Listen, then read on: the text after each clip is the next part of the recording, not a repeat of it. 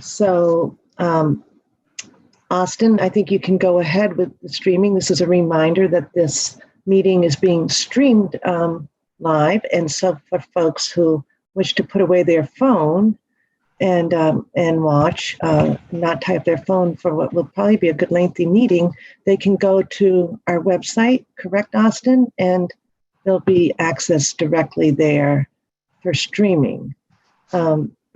We've instituted this new practice since we've gotten, further permission to continue meeting this way virtually. Mechanism that's really helped everyone access our meetings easily. So we'll get started then. I want to make sure that we have a quorum. So Commissioner Cameron. Good morning, everyone. I am here.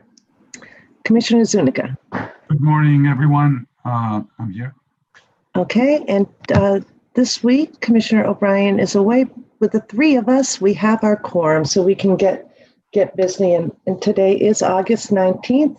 It's just after 10 a.m.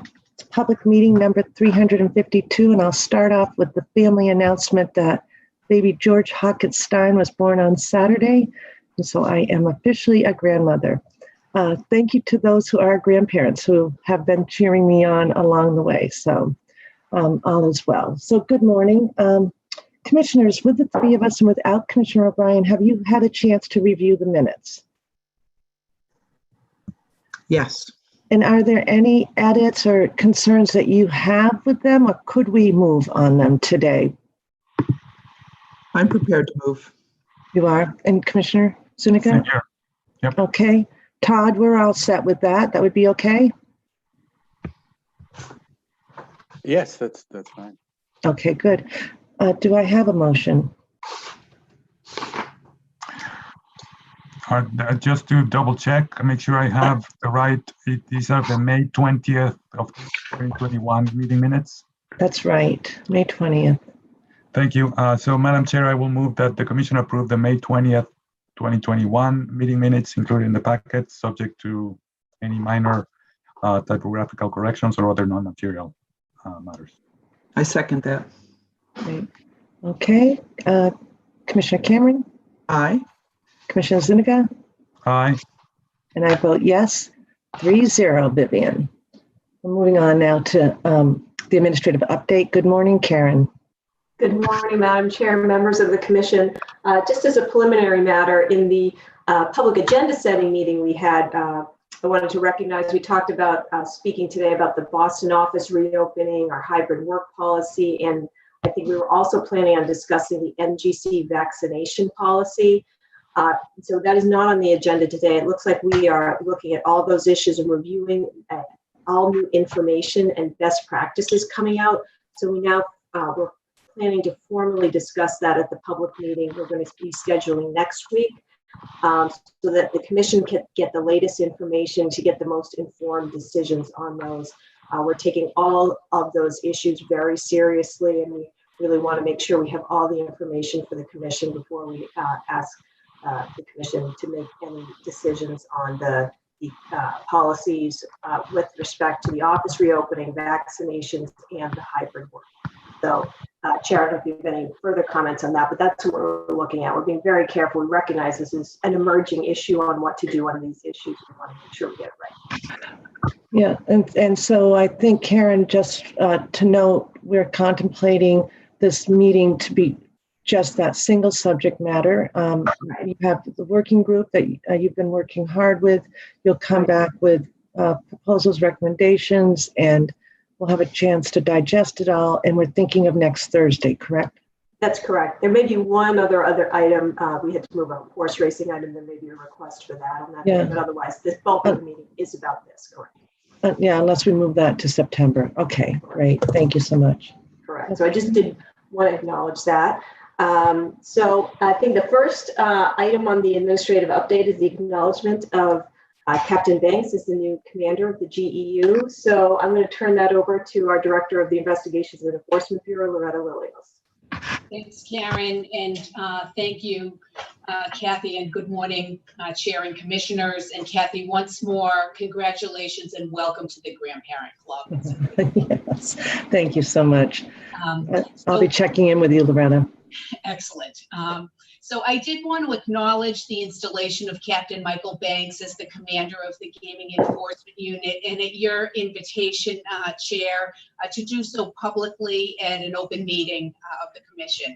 So, you know, the GEU is a statutorily created unit established in the Expanded Gaming Act, and by statute, the officers in the GEU are assigned to the Investigations and Enforcement Bureau and have a dual chain of command to the command staff at the Department of State Police and to the IEB director.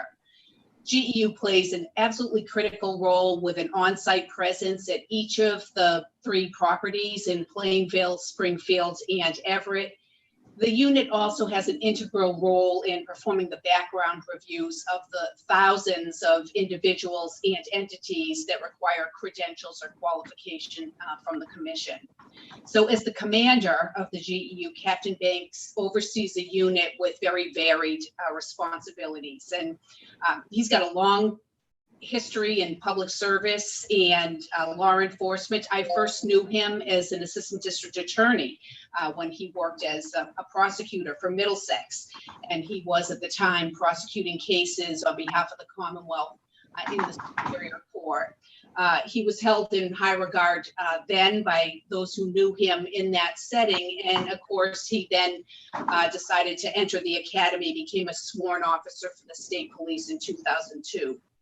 I knew him again years later when he returned to the homicide unit attached to the Middlesex DA's office. And again, his reputation was as an outstanding investigator who was familiar with the law and compliant with the law. He joined the GEU in 2016, first as a trooper, then a sergeant, then as a lieutenant, and now he's risen through the ranks to captain and commander of the unit. So personally and professionally, I'm very happy to be working with him again in this capacity. I know, Chair, that he would like to say hello and acknowledge some recent updates in the unit. So with your permission, I'd like to invite him to jump in. Before we do that, I'd like to invite my fellow commissioners to just share their thoughts and an official welcome to Captain Banks. Commissioner Cameron? Sure. Thank you for the opportunity. Captain Banks, you know, it's just been a pleasure for me as a former trooper to watch his growth. And as a young trooper, one of the things I used to love to do is walk down to the state police office and stand on the rug. They have a really nice state police rug in their office. I was like, I just came down to stand on the rug, and we chat. And we talk about current issues in policing, how much we all cared about those issues. And Mike was always so passionate during those conversations about how things can improve and how things are going and his ideas. And so I have just loved watching him grow. I'm not surprised at all that he's risen quickly to the rank of captain. He has demonstrated at every level his capabilities and his passion for doing the job the right way.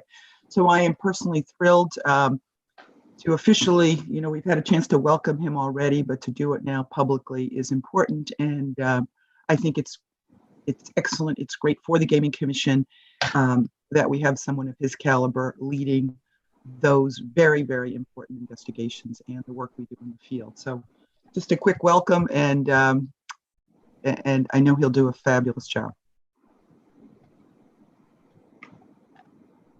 Commissioner Zuniga. Yeah, similar thoughts, of course.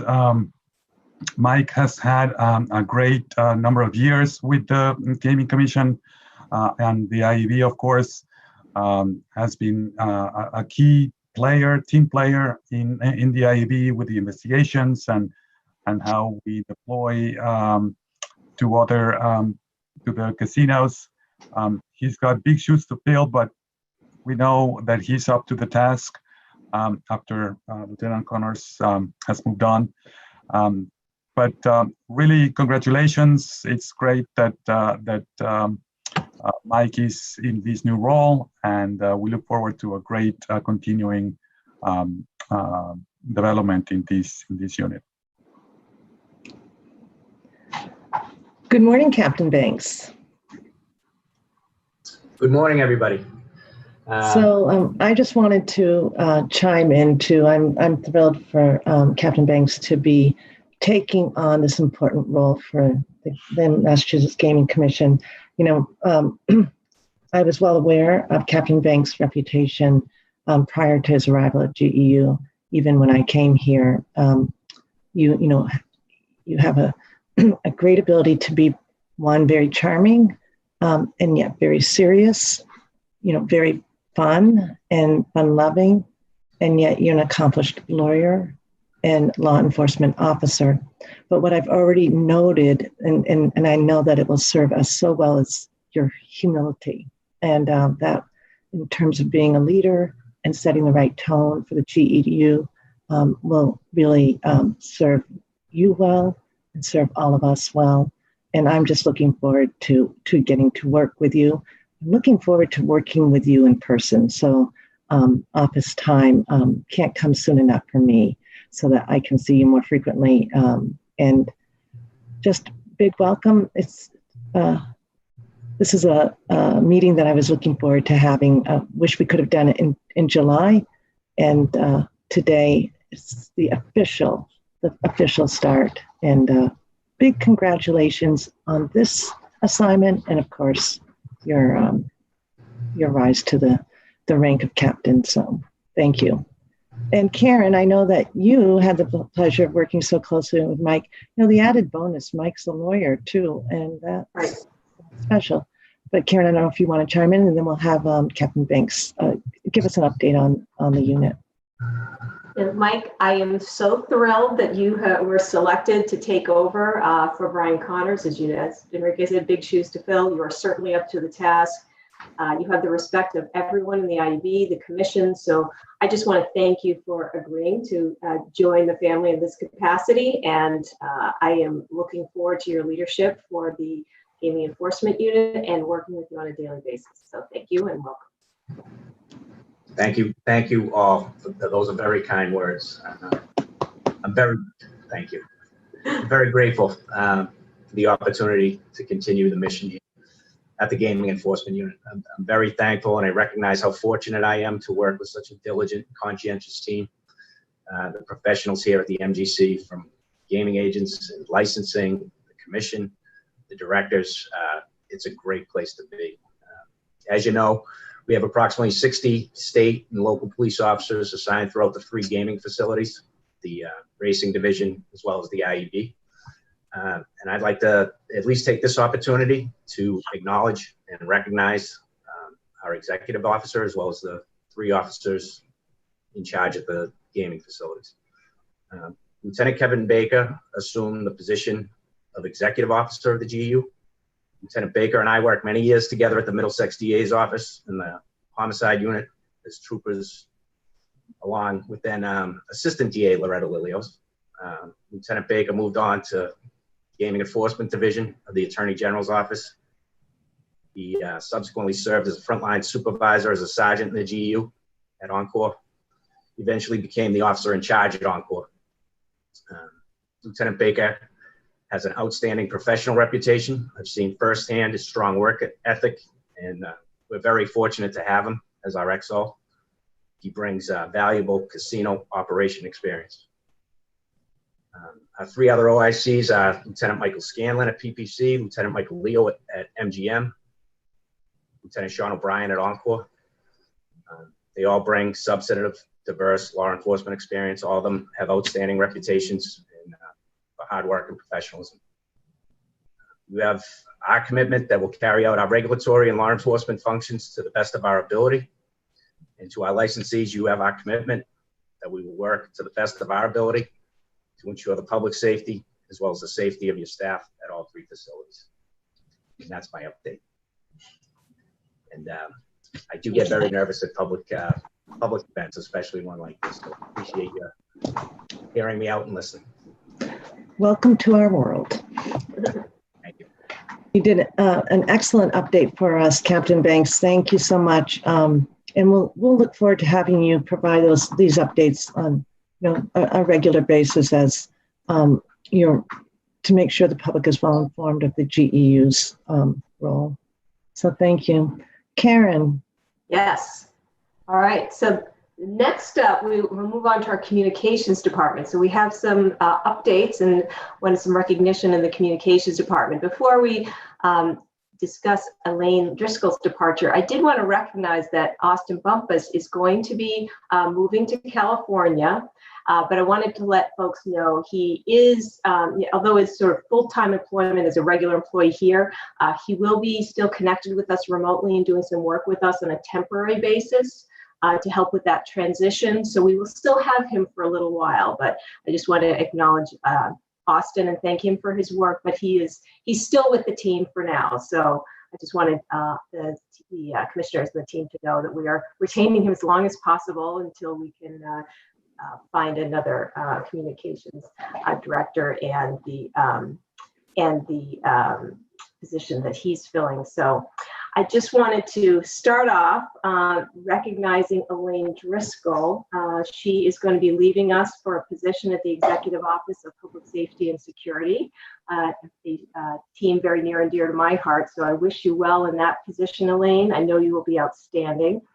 I did want to, we have a recognition for you, an award. So I was going to read that, say a few things, and give the commissioners a chance to chime in on your remarkable contributions to the office. So the certificate reads, on this 19th day of August, 2021, the Massachusetts Gaming Commission proudly presents this Distinguished Service Award to Elaine Driscoll in grateful appreciation for her distinguished service to the Massachusetts Gaming Commission and the Commonwealth of Massachusetts. Elaine Driscoll, as Director of Communications, was a leader in successfully developing and implementing the Massachusetts Gaming Commission's communications strategy. She built a forward-thinking media and public relations operation that emphasized the Commission's values of integrity and transparency. She was dedicated, hardworking, and passionate, and her optimism was contagious. A person of genuine character, integrity, and talent, with an unparalleled sense of humor, she effectively built positive relationships with her fellow colleagues in the agency, the media, as well as with stakeholders within the Commonwealth and beyond. The MGC extends its heartfelt gratitude for her immeasurable contributions, consummate professionalism, admirable dedication to public service. So thank you, Elaine.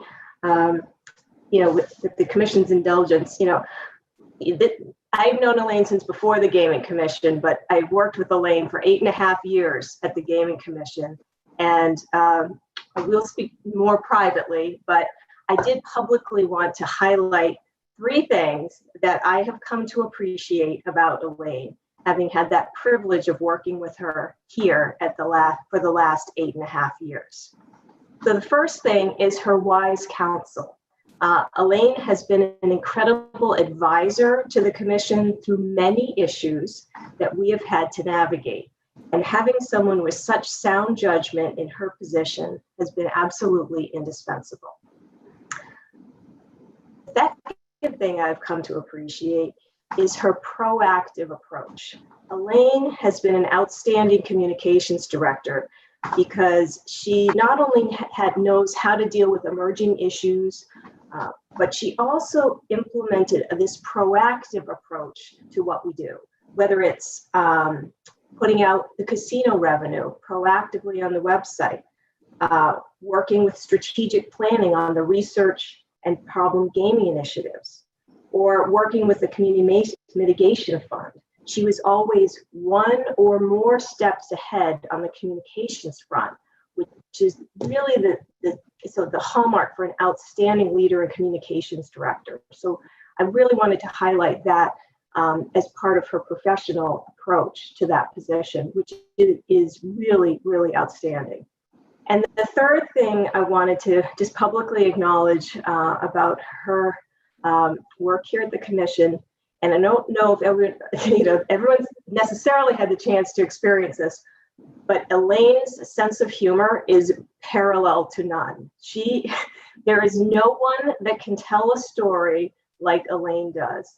And, when you're dealing with things at work and things can be tough or things can be going on, having that sense of humor and bringing that joy to the office and having a laugh at the office and having her tell a story and everybody around is just really engaged and appreciating that and really smiling and feeling good. That brings a lot to the office. So that contribution is a big deal, not only to the office, but it has been to me personally. I've loved our conversations. I know everyone loves, when Elaine's got something to tell, it's funny.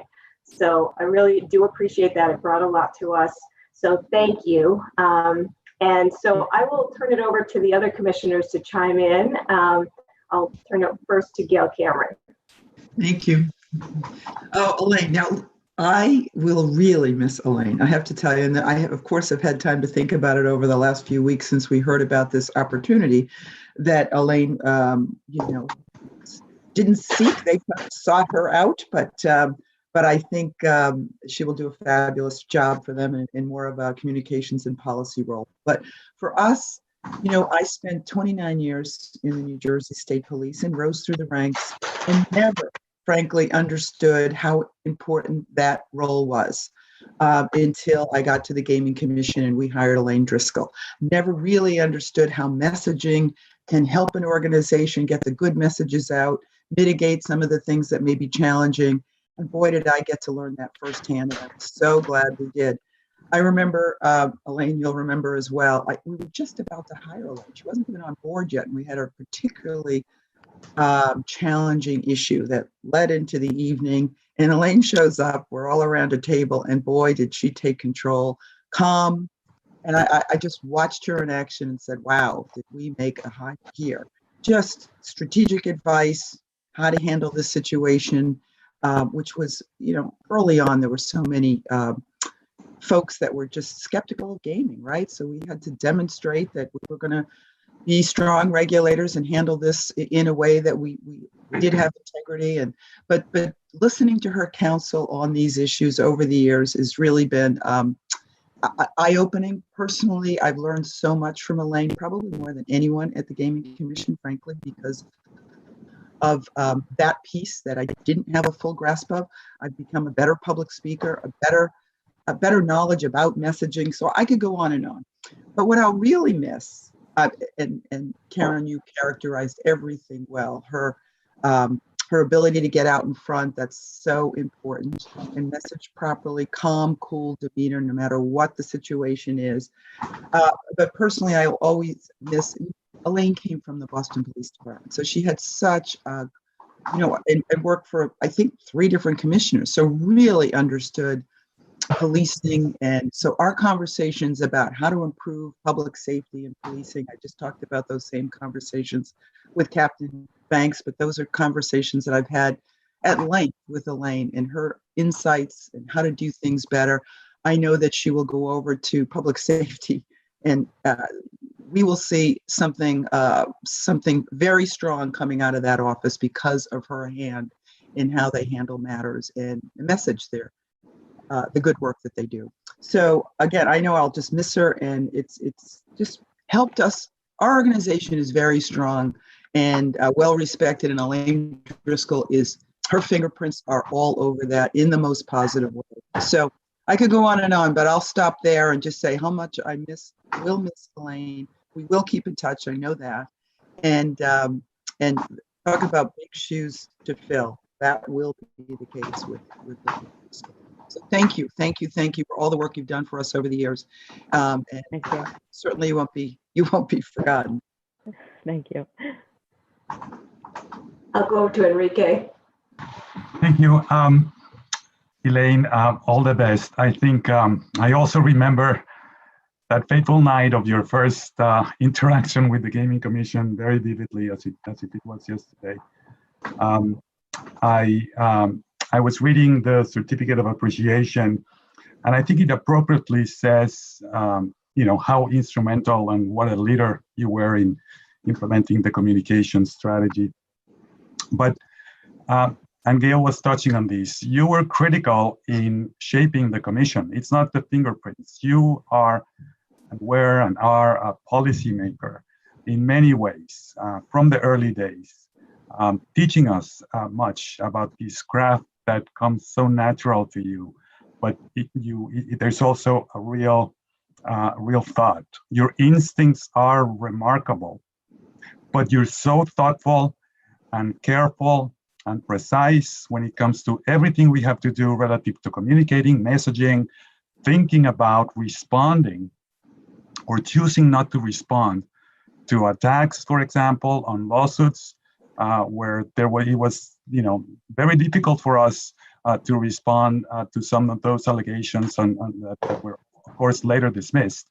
But those critical moments, you were the leader that we sort of had to look towards, and those contributions, that teaching that you did for us is remarkable. I remember a number of instances, for example, talking to you about revenues. I would go on and you would have to say, okay, we need to distill it down to what's the key message here. And those examples are just so many. I know many interactions where with others, mostly with Steve, but again, your contributions are tremendous. You have also taught us and the importance of developing really respectful relationships, even with people that are in a position of criticizing us and holding us accountable. And that's key to everything. It translates to a lot of other areas. That's taught us a lot about how to deal with other stakeholders respectfully, but in a stern way. And again, this is something that you have just brought in with you. You take it elsewhere, and that's really good for the people that now you're going to be working with. And finally, just such a friend. What a pleasure, as others have said. Your humor is contagious. You have been, we've seen you grow your family, and that was also very special. You've seen some of our personal struggles and successes as well. And, we will remain friends and in contact because I know you're a great person. So thank you, Elaine, for everything that you've done, and we will miss you. Right. Such wonderful remarks, Elaine. And, one thing that hasn't come up is, of course, your long history before you were hired by the Gaming Commission. Your reputation as a communications leader preceded you. That's made a great hire. I've been the beneficiary of really the infrastructure that you put together, the molding of the messaging, your precision, and really informed my steps, helped me come in at kind of a complex time in the Gaming Commission's history. All of it seems to be, every time we think it's going to get a little less complicated, it never ceases to surprise us that there's this, the complexities remain, and you navigated them so well. I knew right away, because of how you counseled me, your strengths. They became very obvious, and your warmth became very obvious. And I did lean on you at the time because it was so important for the Gaming Commission's success and mission to get these communications right. And so thank you for helping me. I haven't been the beneficiary of working with you in person day to day because just after we got through one complexity, we moved into COVID. And then we moved into remote. But in between, I had the pleasure of thinking about you in a different role, and that was as a student at Harvard. And the Commonwealth gets it right when they send all-stars to a program where Harvard reviews your application, reviews your standing to be an admitted student, and then the Commonwealth takes care of all the expenses and secures your position, as well as gives you an opportunity for the future. And even though I hadn't worked with you long, I knew they were getting that right. And I was thrilled for you with your admission, and I still have very clear in my mind the image of you, having to go into student, as remote student, a little bit of a disappointment. But you and Shane were there in your setup, and there were this Harvard pamphlets and signage in the back, and he was wearing his little Harvard sweatshirt. And I said, "Yeah, she's off to school." And you, I know you loved it. You know, I checked in occasionally, and I knew you were growing. And when you came out, we had a quick, debriefing, and you remarked on one thing that you had really learned, that as a communications director, sometimes you really worked to keep everything tidy and the same. And through your coursework, you had learned about adaptive leadership and how you had to really be able to adapt to change. The Commonwealth gets to keep you still. And I know EOPS is going to be a great beneficiary of all the experience you've had, plus the learning you just recently had. And you're going to a great team over there. They're lucky to have you, and I think you're going to be really blessed to have those, the colleagues at EOPS, and then the wider Baker Polito administration. I'm thrilled for you, and thrilled for them. I'm going to miss you. I'm pleased that you're leaving us so well equipped, and that infrastructure got tested while you were gone this past year. We were lucky to have Austin, and I'll just briefly mention Austin in a second, because he was able to steer the ship for us with, of course, the longtime professionalism of Sarah Magazine, but the infrastructure was in place. The roadmap was there, and for that, that's really the gift, because it was always about the Gaming Commission and not about Elaine Driscoll. And for that, I'm very, very grateful that you're leaving us very well equipped. And I think really you're going to be pursuing a great opportunity, and that you deserve. And as to Austin, and then I'll go back to Elaine. Austin, we're not saying goodbye yet, but you demonstrated to us just how essential you are as a team player in Elaine's absence. And so we can't ask for more for a communications team to be pursuing their passions, and I'll use that word broadly, for the future. And I know that as much as that hole will be deep, we'll be okay because of your professionalism.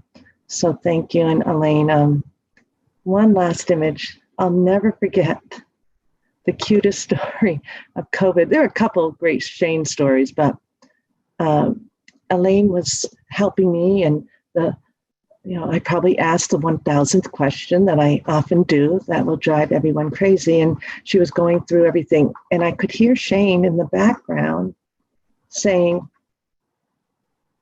"Turn her off. Turn her off." And I said, "Oh, Elaine, go to see Shane. Go to see Shane." And she said, "Oh no, he's not talking about you. He has his iPad and he wants to turn off his class." And I thought, here she is juggling everything, and now she's juggling raising her little guy in virtual. It was kindergarten, right, Elaine? Yeah, virtual kindergarten. Yes. Just turn her off. Turn her off. and at that moment, I said, and here she is juggling everything, and that's what makes you so special. And we did laugh.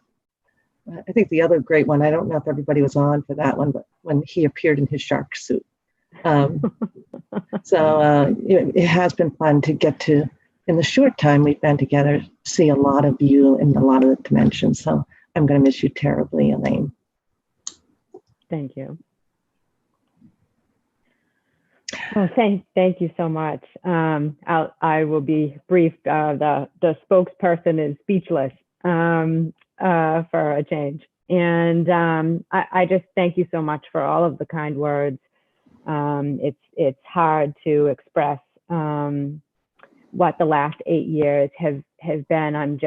I'm grateful for everything that I learned from all of my very talented colleagues. And the truth is that all of your commitments to public service is what inspired me to pursue schooling, because I I always was so inspired by your ability to address policies and understand how to go about it. And I really wanted to be able to contribute on the same level that I see with all of you. So please know that, you know, I was inspired every day by the talent and commitment that was around me.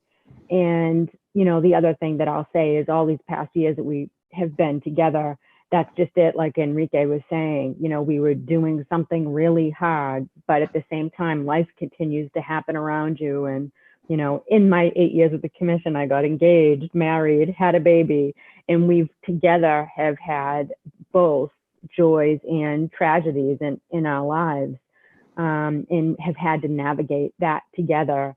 And I think for me, just in addition to learning the job, just having the stability of your kindness and compassion and friendship on a day-to-day basis, you know, when we were going through either happy and or difficult times, just meant the world to me. So I can't thank you enough for everything that you've done. This isn't goodbye. It's just so long. I'm staying within the state and I won't be far. And I know that our paths will continue to cross, which is really exciting. But I just thank each and every one of you. And I know we'll continue to be friends for a long time. And I also just want to, while we're here, to thank Austin. He's been my teammate, and as the chair said, he was able to fill in on and then some. I mean, it was just really remarkable. Austin, you're so talented and driven, and it's just been such a pleasure working with you. So I just want to thank you for being such a wonderful teammate. And Mike Sangalang before that, the comms team has been really wonderful all these years. Chair and commissioners, I can't thank you enough. Karen, like you said, we'll talk privately. Yeah. And I just want to thank all of my colleagues sincerely. Thank you, thank you, thank you.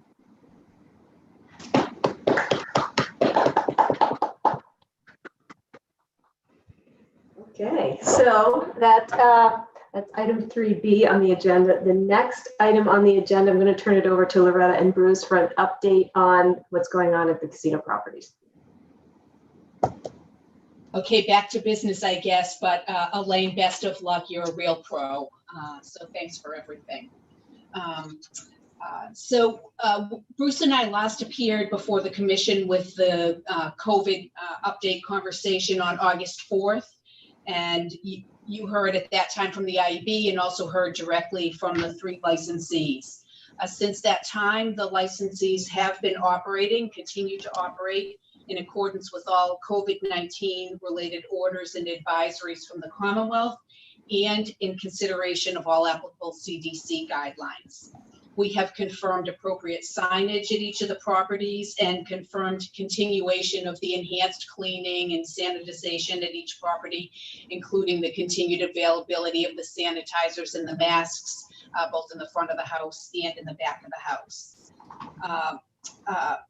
Following that meeting on the 4th, PPC began to require proof of vaccination from its employee workforce with PPC has now reported that their vaccination rate among their employee population is actually larger than they had thought when it was a voluntary production of the proof, and they're up around the 70% mark.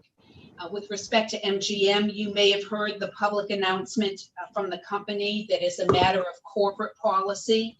As of August 30th, MGM will be requiring all new hires to show proof of being fully vaccinated.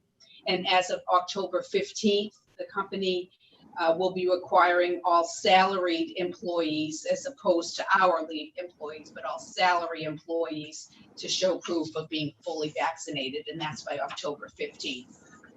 There have been a few operational updates on the amenity side that I can bring to your attention.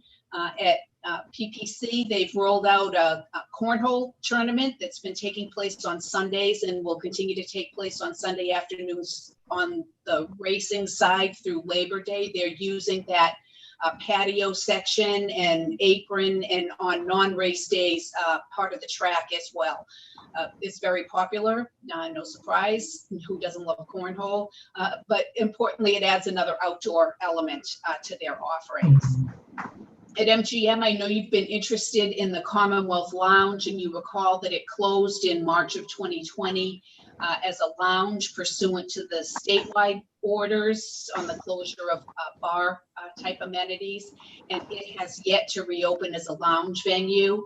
It's been temporarily repurposed with gaming devices and serviced by cocktail servers, but MGM now reports that there are plans to reopen the venue as a lounge on Thursday, September 2nd.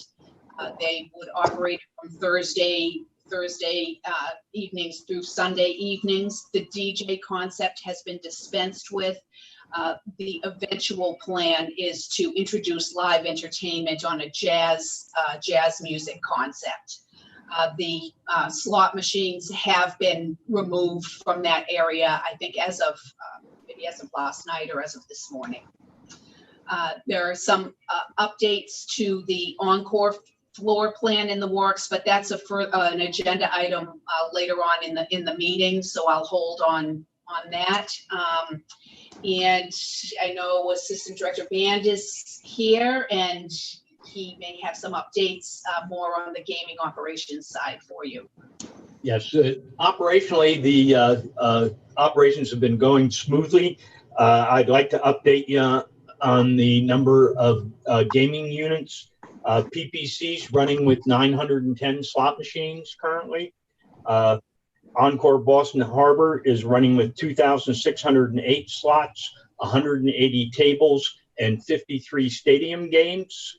MGM's currently running with 1,609 slot machines, 52 table games, and 15 stadium games. Other than that, the casino operations seem to be running smoothly. This time, if you have any other questions, I'm pleased to entertain them. Commissioners, Commissioner Cameron, any questions? I see no. Commissioner Zuniga, no. I just thought I would add one update. After our last commission meeting, Commissioners Lindsay Tucker, Associate Commissioner at DPH, who we work closely with respect to responsible gaming and problem gaming, and Mark works very closely with her, and so does Commissioner Zuniga. She also has a job that has extended, of course, into the significant public health issues addressing COVID. And seeing the reports of our meeting, she reached out to me to see if she could be introduced to the leadership at each property so that DPH could, offer any additional help to further the vaccination rates at the properties, including, for instance, a mobile vaccine clinic. And I just want to extend our gratitude to the department for that outreach, and those introductions were made. And to the extent that the properties take advantage of that, that's excellent. But I know that DPH truly wanted to support what became clear was a priority for all the commissioners. So thank you to DPH. And Kathy, if I can jump in on that, thank Sure. you for mentioning that.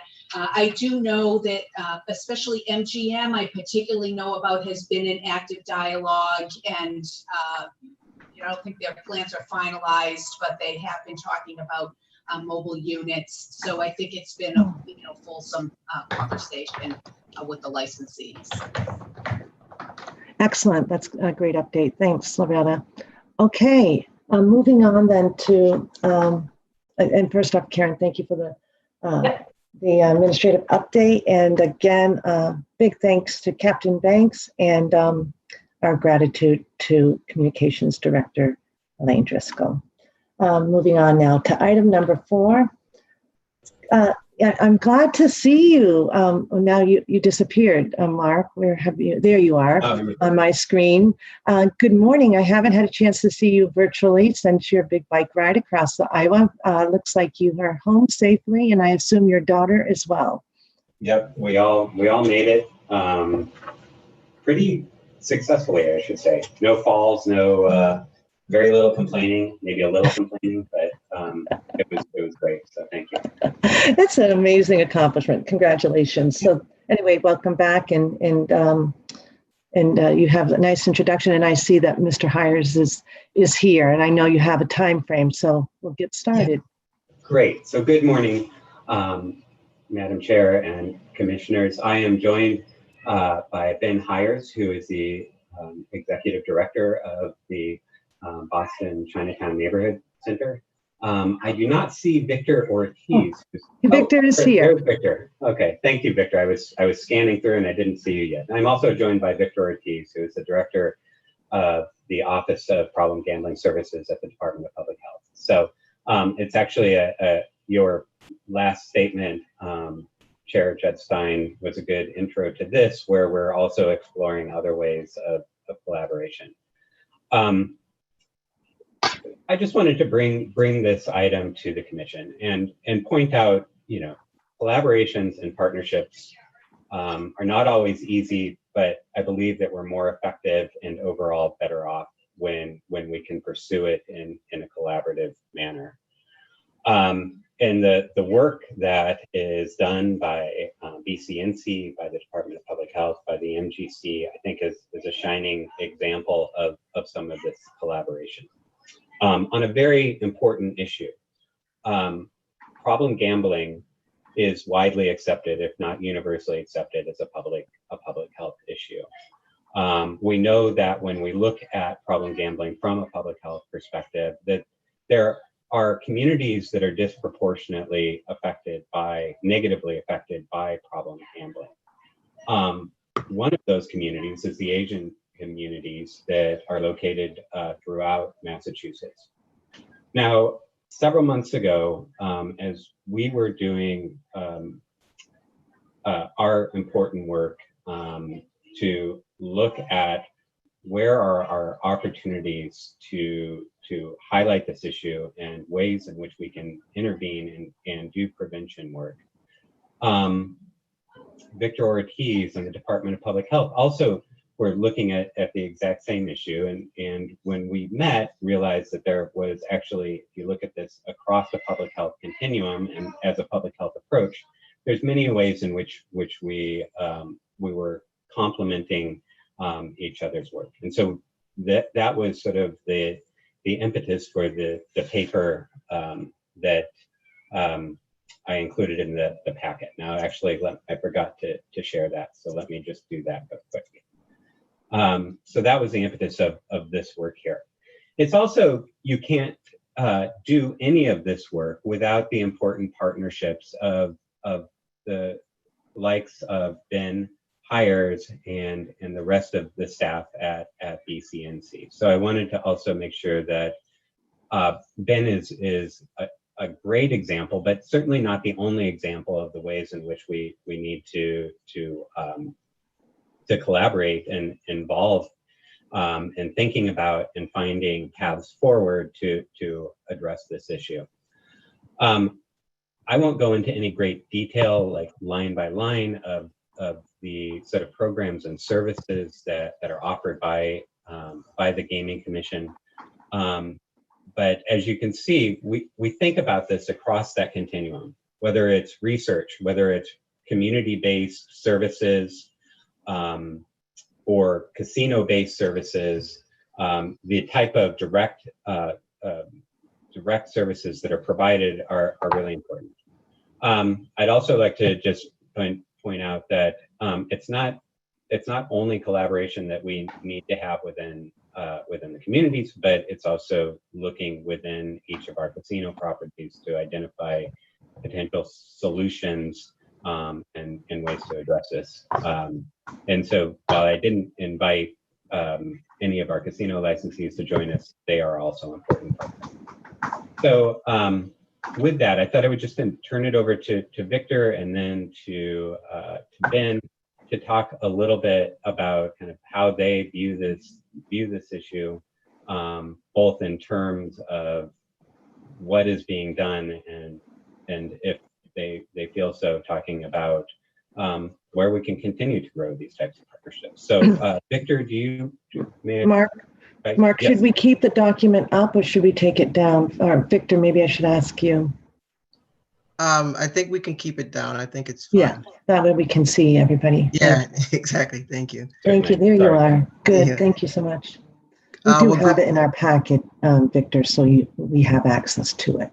Fantastic. So good morning, Madam Chair. Good morning to commissioners. It's nice to be back here in front of you. I'm delighted to be here joined with Mark and Ben on this collaboration and partnership specifically focused on the API community. The Department of Public Health, as I mentioned many times when I've come before you, our values and our mission is rooted in a central belief that everyone has a right to optimal health and well-being.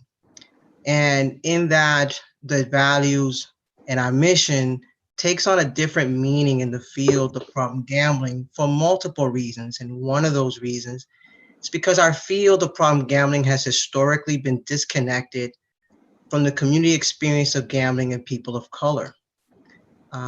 And I am grateful that in this day and time here in Massachusetts, in our partnership with the Mass Gaming Commission, that we are working together to, pave a new road and to address those significant disconnects.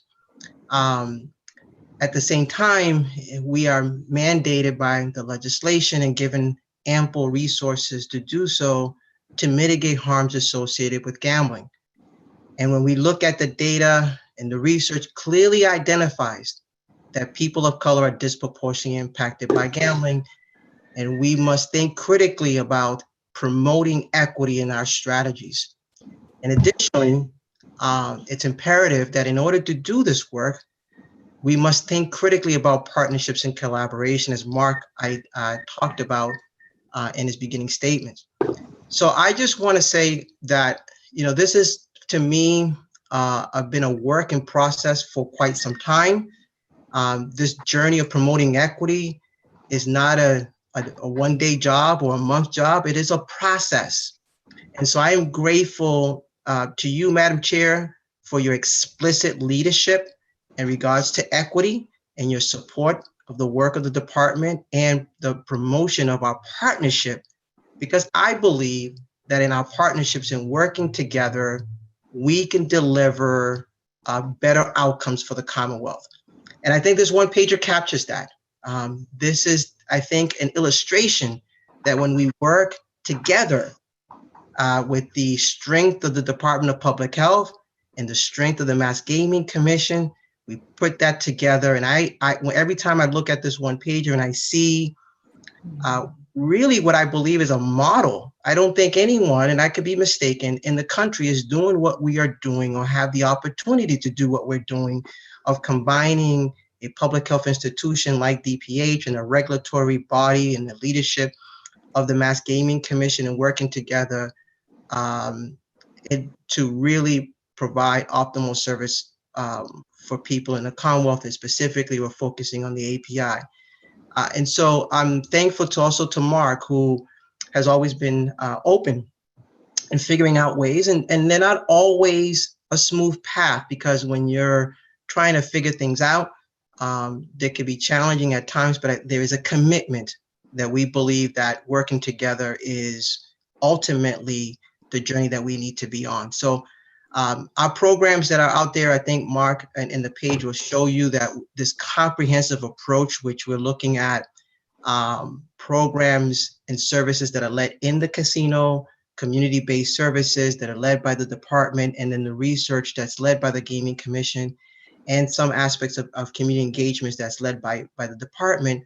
When you put it all together, I believe that we are all better for it. So I'm here delighted. Thank you so much for the invitation. I think that there is an extreme more that we can do, and we are exploring that, and we'll continue to do so. And we look forward to Mark and I and others to come before you to show you and show the Gaming Commission other work that we're doing together in collaboration. And there's so many opportunities in so many different spaces to think about the shared synergy between both public health programs and responsible gambling initiatives. So thank you. If I can just say, Glenn, thank you, Victor. That was great, and I think you captured it really well. I do want to turn it over to Ben Howard as well. And before I turn it over to him, I want to say one, thank you so much, Ben. I think I've learned a lot from you and from the work of BCNC. It highlighted some of my blind spots, and it highlighted some of the path forward that and where we need to go. And that's the beauty of a partnership, both with DPH and with BCNC is that we can help each other and pull each other along in very strategic ways. So Ben, I'll turn it over to you now. Thank you, Mark. Thank you, Victor. Good morning, everyone. Thank you, Madam Chair. Thank you, commissioners, for having me share a few thoughts today.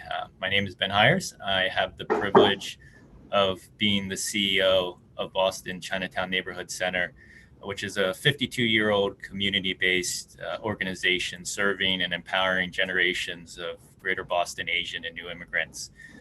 We do that by helping immigrants build healthy families, achieve greater economic success and stability through our childcare programs, our youth enrichment programs. We have adult education and workforce development classes. We also provide family and social work services and arts and cultural programs. And before joining BCNC about a year ago, I hadn't really thought about gambling much. I did grow up, I am from South Jersey, and had the privilege of spending vacations at the Jersey Shore. And after I was 18 years old, I did go to Atlantic City a few times, maybe once a year with friends. And some of you may have seen the climate change article in the New York Times Magazine this past weekend. It was titled "The Long, Slow Drowning of the New Jersey Shore." And Atlantic City was mentioned as one of the most vulnerable towns to climate change, and also one of the poorest municipalities in the state. And I had the privilege, even as a teenager, to drive past the poverty and the real lives that, prop up and surround the casinos, in the same way that the boardwalk props up those tall, shiny buildings that probably one day will be washed away by the tide. But I think the metaphor of the ocean, slowly impacting those that prop up gambling, in particular in Atlantic City, is apropos as we take a deeper look at the impact of gambling on vulnerable communities, like the Asian community and communities of color, as Victor shared. And our working class Asian immigrants do not have the same privileges and protections and opportunities that many of us, if not all of us, possess. Those same people live on the shifting sand day to day as the tide washes everything around them, from COVID to the casinos. So with that powerful metaphor in mind, I'm very grateful, like Victor, I'm very grateful to the Mass Gaming Commission and the Department of Public Health Office of Problem Gambling, because I know that both of those organizations care a lot about those most at risk for gambling in Massachusetts, like the communities, like the Cambodian community in Lowell, the Southeast Asian community in Worcester, the Vietnamese community in Dorchester, and the Chinese communities in Malden, Quincy, and Boston's Chinatown. And BCNC has been very fortunate to have the commission's support going back to 2019, when my predecessor Giles Lee and Dr. Carolyn Wong presented a report on the impact of casino gambling in Boston's Chinatown. And at the time, one of the recommendations was to look beyond just the Chinese population. So the past 2 years, our most recent collaboration with the commission has been a research project with Dr. Heng Rubin and her team from Tufts University, titled Asian Cares, which stands for the Center for Addressing Research, Education, and Services. And that work recently has been completed and is under review. And we look forward to sharing that in the near future. At the same time that we've had a very productive, important relationship with the commission, BCNC has continued to develop our relationship with Victor and his office. Myself and my team, including my colleague Yo-Yo Yao, BCNC's Chief Program Officer, have had an opportunity to lead an Everett Community Level Health Project, an AAPI Empowerment and Outreach Initiative. We've been able to advise and receive training from the Department of Public Health. and be a thought partner about how to strategically think about prevention and intervention, both at the upstream and downstream levels. So at the same time that our Asian Cares project was completed, we completed the Everett Community Level Health Project, which looked at the impact of Encore, in particular on the Haitian, Latinx, and Asian communities in the Everett catchment area. And we're, again, looking forward to releasing those reports both back to the community that participated, policy and decision makers like yourselves, and the many folks who care about issues of equity and health. So with all the work in progress to date that Victor and Mark has indicated in the Commission and DPH one-pager, there's still a lot of work to be done. There's still a lot of resources and implementation on the plans that the community has shared they desperately need and that they desperately want. And so much like combating climate change, I think responsible carbon usage or building multi-million-dollar barriers don't really change the underlying systemic issues that our most vulnerable communities face. I think we need to change the traditional approaches and think differently about these systemic issues. And I think the Commission's collaboration with DPH, the Commission's research, and the DPH programs that already are in place and continue to be implemented are, as Victor has said, leading examples of innovative impact that actually can be national examples of how we can strengthen our communities. And I think this work around the issue of gambling can actually be in Massachusetts a leading example about how we address the social determinants of health, a lot of the inequities that we've seen as a result of COVID-19. So I just want to finally say I want to congratulate the Commission and DPH and all the fellow community-based organizations that are partnering together. But at the same time, advocate that we all continue to demand more game-changing wins for the community. So thank you very much for the time and appreciate the opportunity to speak. Thank you, Mark. Mark, can we invite the commissioners to ask questions now? Yes. Commissioner Cameron, do you have questions or comments? I don't have questions or comments. Well, I do have comments. The partnership is terrific. Love to see it. I can hear it in all of your voices how effective you think it is and beneficial to the Commonwealth. And I guess I did have a quick question for Ben. Ben, have you been back to Atlantic City recently at all? It's been a few years since I've been back to one of my favorite places, the Jersey Shore. I think, one of the things. Aren't they? People don't realize that about the Jersey Shore, how beautiful the beaches are. But to your point, and I loved your analogy, by the way, to your point about Atlantic City and some of the disparities, there are some efforts going on now in the last few years to really improve, and really give some of that money back to the community. So I think if you went back recently, you'd see some improvement.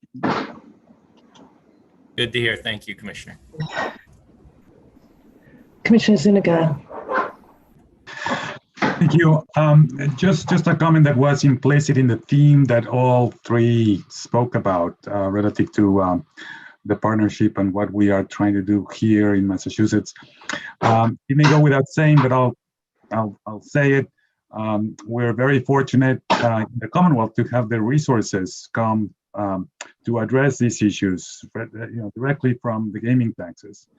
Those revenues are projected to increase as the casinos get their footing after a period of, a lot of uncertainty because of the casino closures and then limited capacity. But I think it's of course that's what the legislature provided for. That is a little bit the exception around the country. There are some resources, but not in the same amount. And we're really fortunate to have that here, and that collaboration is therefore that much more important. We're tasked with a lot of the research, as Mark and Ben were alluding to, but of course the DPH has the programs that they know so well and continue to make strides and implement them. So thank you for those updates, and look forward to more of those conversations. I just want to chime in first off, Ben, thank you for joining us today, and your metaphor was very powerful. I will keep that in mind.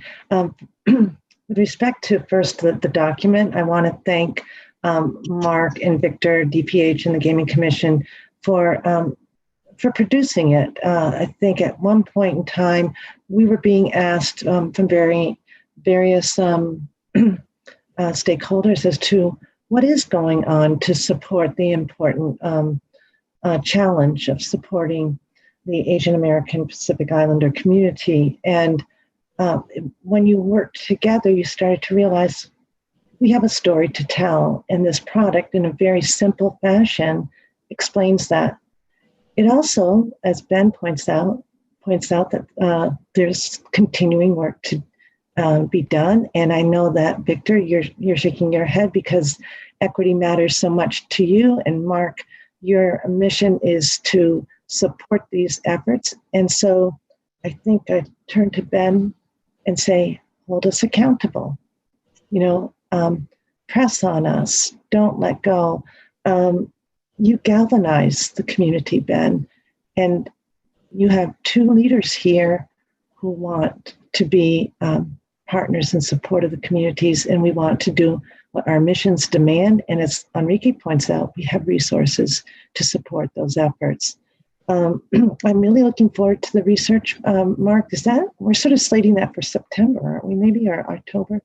Yeah, it's going through the review process now. I believe we're in the second round of review. Marie Claire does a fantastic job of tracking that and making sure that it moves along quickly. But yeah, I believe it's looking at September, correct, Marie Claire? Yes, that's right. For around late September, sometime in September. And Marie Claire, do we expect recommendations coming out of that research? Will there be stated recommendations or requests? I see Ben shaking his head. Yes. Yes, Chair. And we also, working with partners here, do plan to have a release event, if you will, and share this widely. And I know that the Commission also shares this widely as well. Well, I'm looking forward to that. I just have to say that today it's for me just a pleasure to see the three of you as leaders in these important conversations, important work, important efforts to address inequities, particularly with respect to problem gaming. It's nice to see the three of you. You're literally lined up in my screen together, and so it creates a great visual for me. One last point. I wanted to. I hate to look to Elaine. Elaine, you're still here.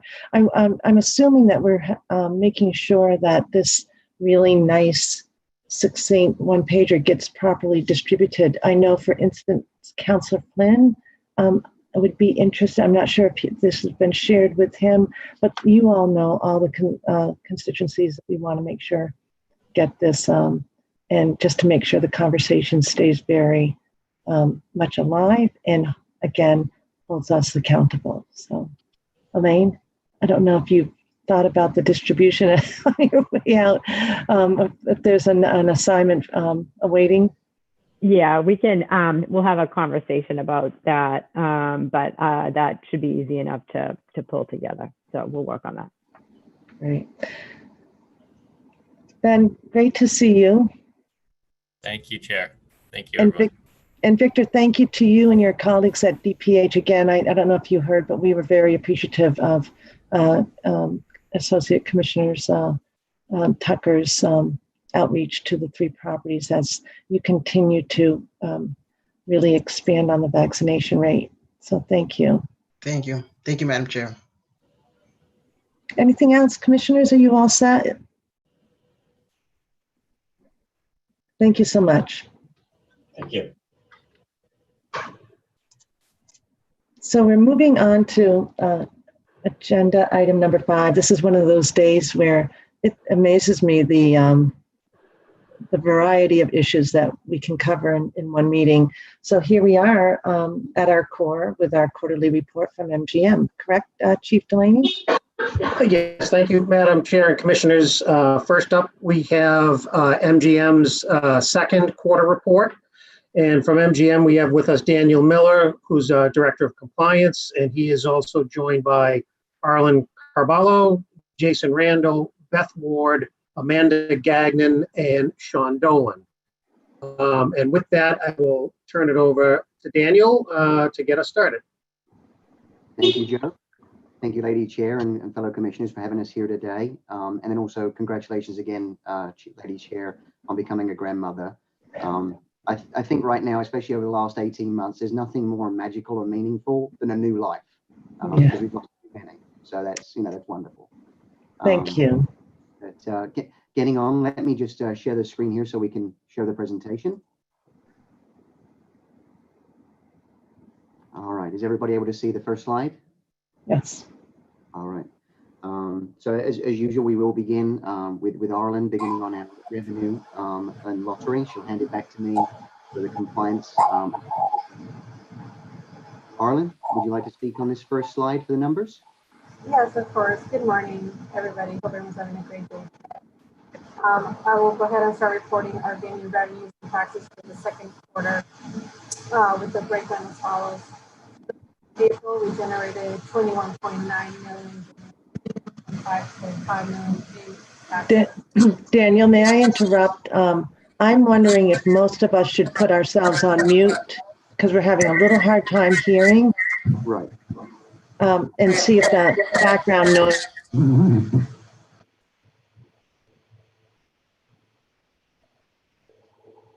Is it better now? Okay, I see some text speaking. For the month of May, our gaming revenue was 21.3 million and total taxes was 5.3 million. For the month of June, our total gaming revenue was 20.2 million and total taxes was 5.1 million. And in the quarter with 63.4 million in gaming revenue and 15.9 million in taxes. This was our highest quarter since the opening in July, and we were only down 1% compared to our second quarter of 2019. So as Commissioner Zuniga mentioned earlier, we are well on our way to achieving our numbers of 2019 and hopefully above and beyond that. Any questions, or do you like to move on to the next slide?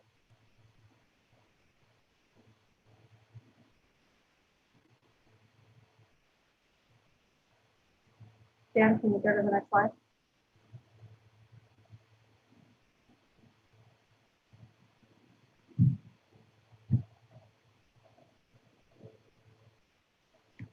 Our total lottery sales for the second quarter was 285,000. A small increase from the prior quarter. I believe last time there was a question regarding our seasonality and how it was fluctuating from one month to the next. I did review this month how it increased, our increase April to May, and then from May, and then a drop from May to June. We're looking at 2019. If we hear completely different, it actually decreased. Arlen, I just want to point out we've lost, Arlen and Daniel, we've lost the visual.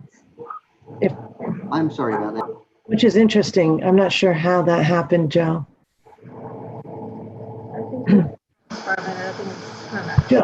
Joe, would you like to share it? Do you have it to share easily? I've got it up here. Hold on. And then again, for those, just 1 minute, Arlen. 1 minute, Arlen. There, and then for folks again to. Okay. Our total lottery sales for the second quarter was 285,000. It had a slight increase from our prior quarter. Last time we met, there was a question regarding seasonality of our lottery sales as it fluctuates from one month to the next. I haven't been able to find a correlation. I did look at our sales in 2019. behave completely opposite to what it's doing now. So we'll keep an eye on it, also researching, but there doesn't seem to be a clear line that explains why it fluctuates so much.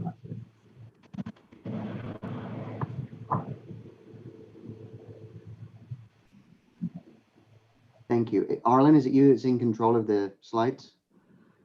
No, Dan, I've put up your copy, so I'm controlling them.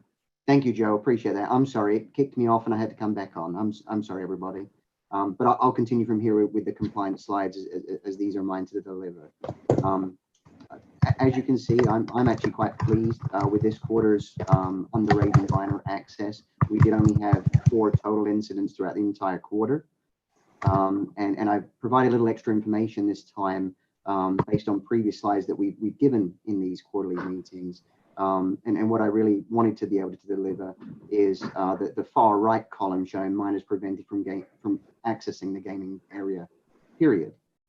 These are sort of would-be opportunists between the ages of 18 and 21 that will walk up to our checkpoint, provide a fake fraudulent ID or even their own ID, hoping maybe we wouldn't, check it closely enough. And each of these months, obviously, we were able to reject about 30 people at a time from gaining access. So, it's a working system. And you can see the numbers at the bottom. Of course, 35.5 minutes is an average, and then an hour and minutes is the longest. Those, of course, look the way they do because there were so few incidents. Joe, next slide, please.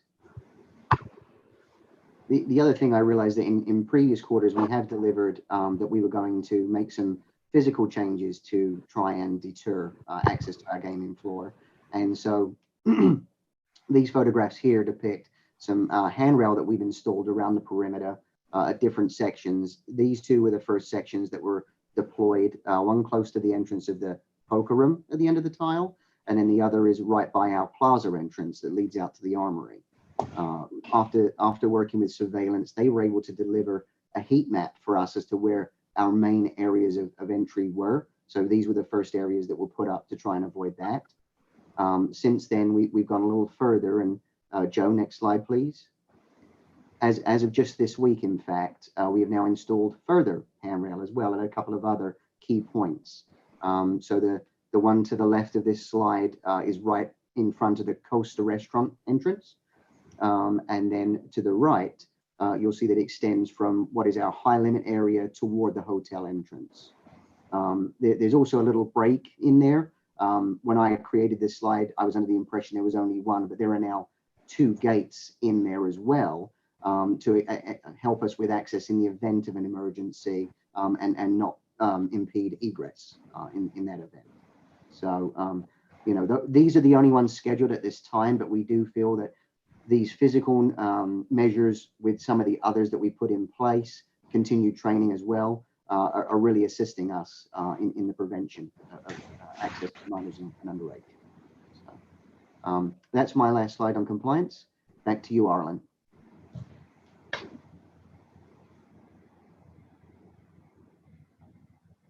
Oh, Arlen, you're on mute. Oh, there you go. Yep, just trying to figure that one out. Our total spend for the second quarter was 9.7 million, and of that total, I'm sorry, I'm in the wrong slide. I'm sorry. Our total billable spend for the second quarter of 2021 was 8.6 million, and 7% of that went to diverse suppliers. Our total billable spend for the first half of the year was 18.5 million, and 6% of that went to our diverse suppliers. Our supplier diversity mentorship program is underway, and for this class we have 2 vendors that have enrolled. One of them is Cello, which is a facilities department vendor that's work around painting, fixing facades, and we also have New England Promotional Marketing, which does marketing collateral as well. We had our park cleaners was one of our prior vendors that has graduated from the program. And since then, we're actually working through a master service agreement with them now as a result of the success of the program.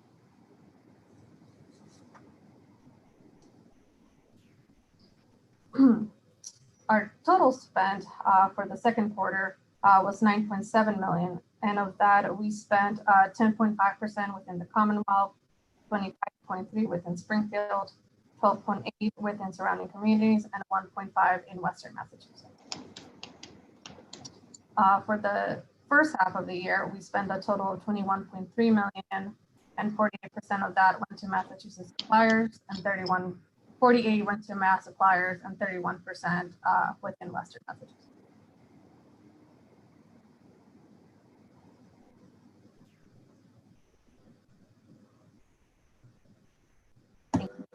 Great, thanks, Arlen. I'll pick up from here. Great to see you, Commission, again. Our first slide here on our employment numbers shows the quarter-over-quarter view of our numbers going back current Q2 back through Q3 2020. You'll see an increase in the total count, certainly as the curfew restrictions lifted and we were able to open more amenities on the property here. But as of 6/30, 75% of our workforce was made up of full-time employees and 25% in that full-time or part-time or on-call category. And then our next slide showcases our staffing compared to the host community agreement goals, with meeting or exceeding in 3 of those areas, with our continued work on increasing women percentage in the workforce here. Our next slide, so talk a little bit about our workforce initiatives and what's been going on property here.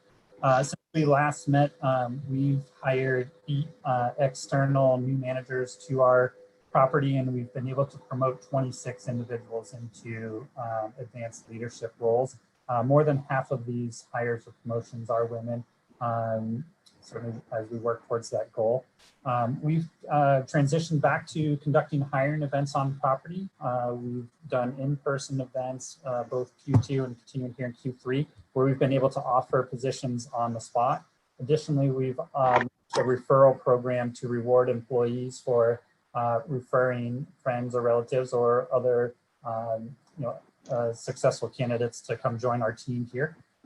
We've been participating in Mass Hire's virtual career fairs. Most recently, we've been on board with the one this past week that they're doing statewide. So leveraging their platform and being able to chat with participants that are out looking for either careers in our industry or potential industry changes, and some great conversations were had there, which will hopefully transfer over to new hires to our property. We continue our collaboration with Holyoke Community College and their train initiative and the programs they're running at the Culinary Center in Holyoke, as well as the Hampden County Sheriff's Department and their culinary training program that they run in collaboration with HCC as well. We offer an interview training. We do mock interviews with all the participants and really give some great candid feedback. In addition to being able to share the MGM story and why we think we would make a great employer of choice for them, we're certainly helping give them the tools to succeed in their interview process, be it with us or any other entity in the area. We have begun hiring more employees that fall in the 18+ age range.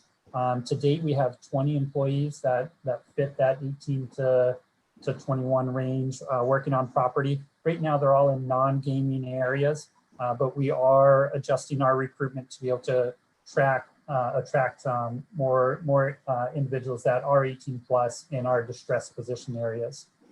And then lastly, a fun note for our employees, our employee dining room is now free for all of our employees, which they're definitely taking advantage of. And we think it helps separate us as an employer of choice. Being able to offer this as a benefit to our employees is really one less thing for them to worry about, having that free meal available to them. That's the end of the employment report. Before I hand back to Daniel, I'll certainly pause for any questions.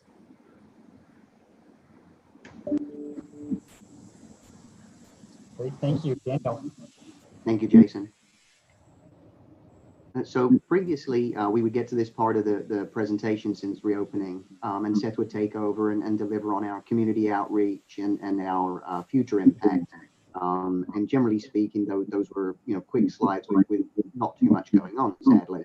But Q2, especially with the lifting of many restrictions, afforded us quite a few things to speak about. And so just before we go into these, what I wanted to do is introduce two new speakers. We have Beth Ward, who has just popped up here on the screen. She's our new community outreach manager, and she'll deliver on some of the events that we've been doing locally. Amanda Gagnon, who is our entertainment manager, she'll deliver on some of the entertainment offerings we've been able to bring back and will be bringing back in Q3 and 4 as well. Sadly, Sean Dolan, our general manager at Mass Mutual, couldn't make the meeting after all, so I'll deliver his couple of slides from Mass Mutual.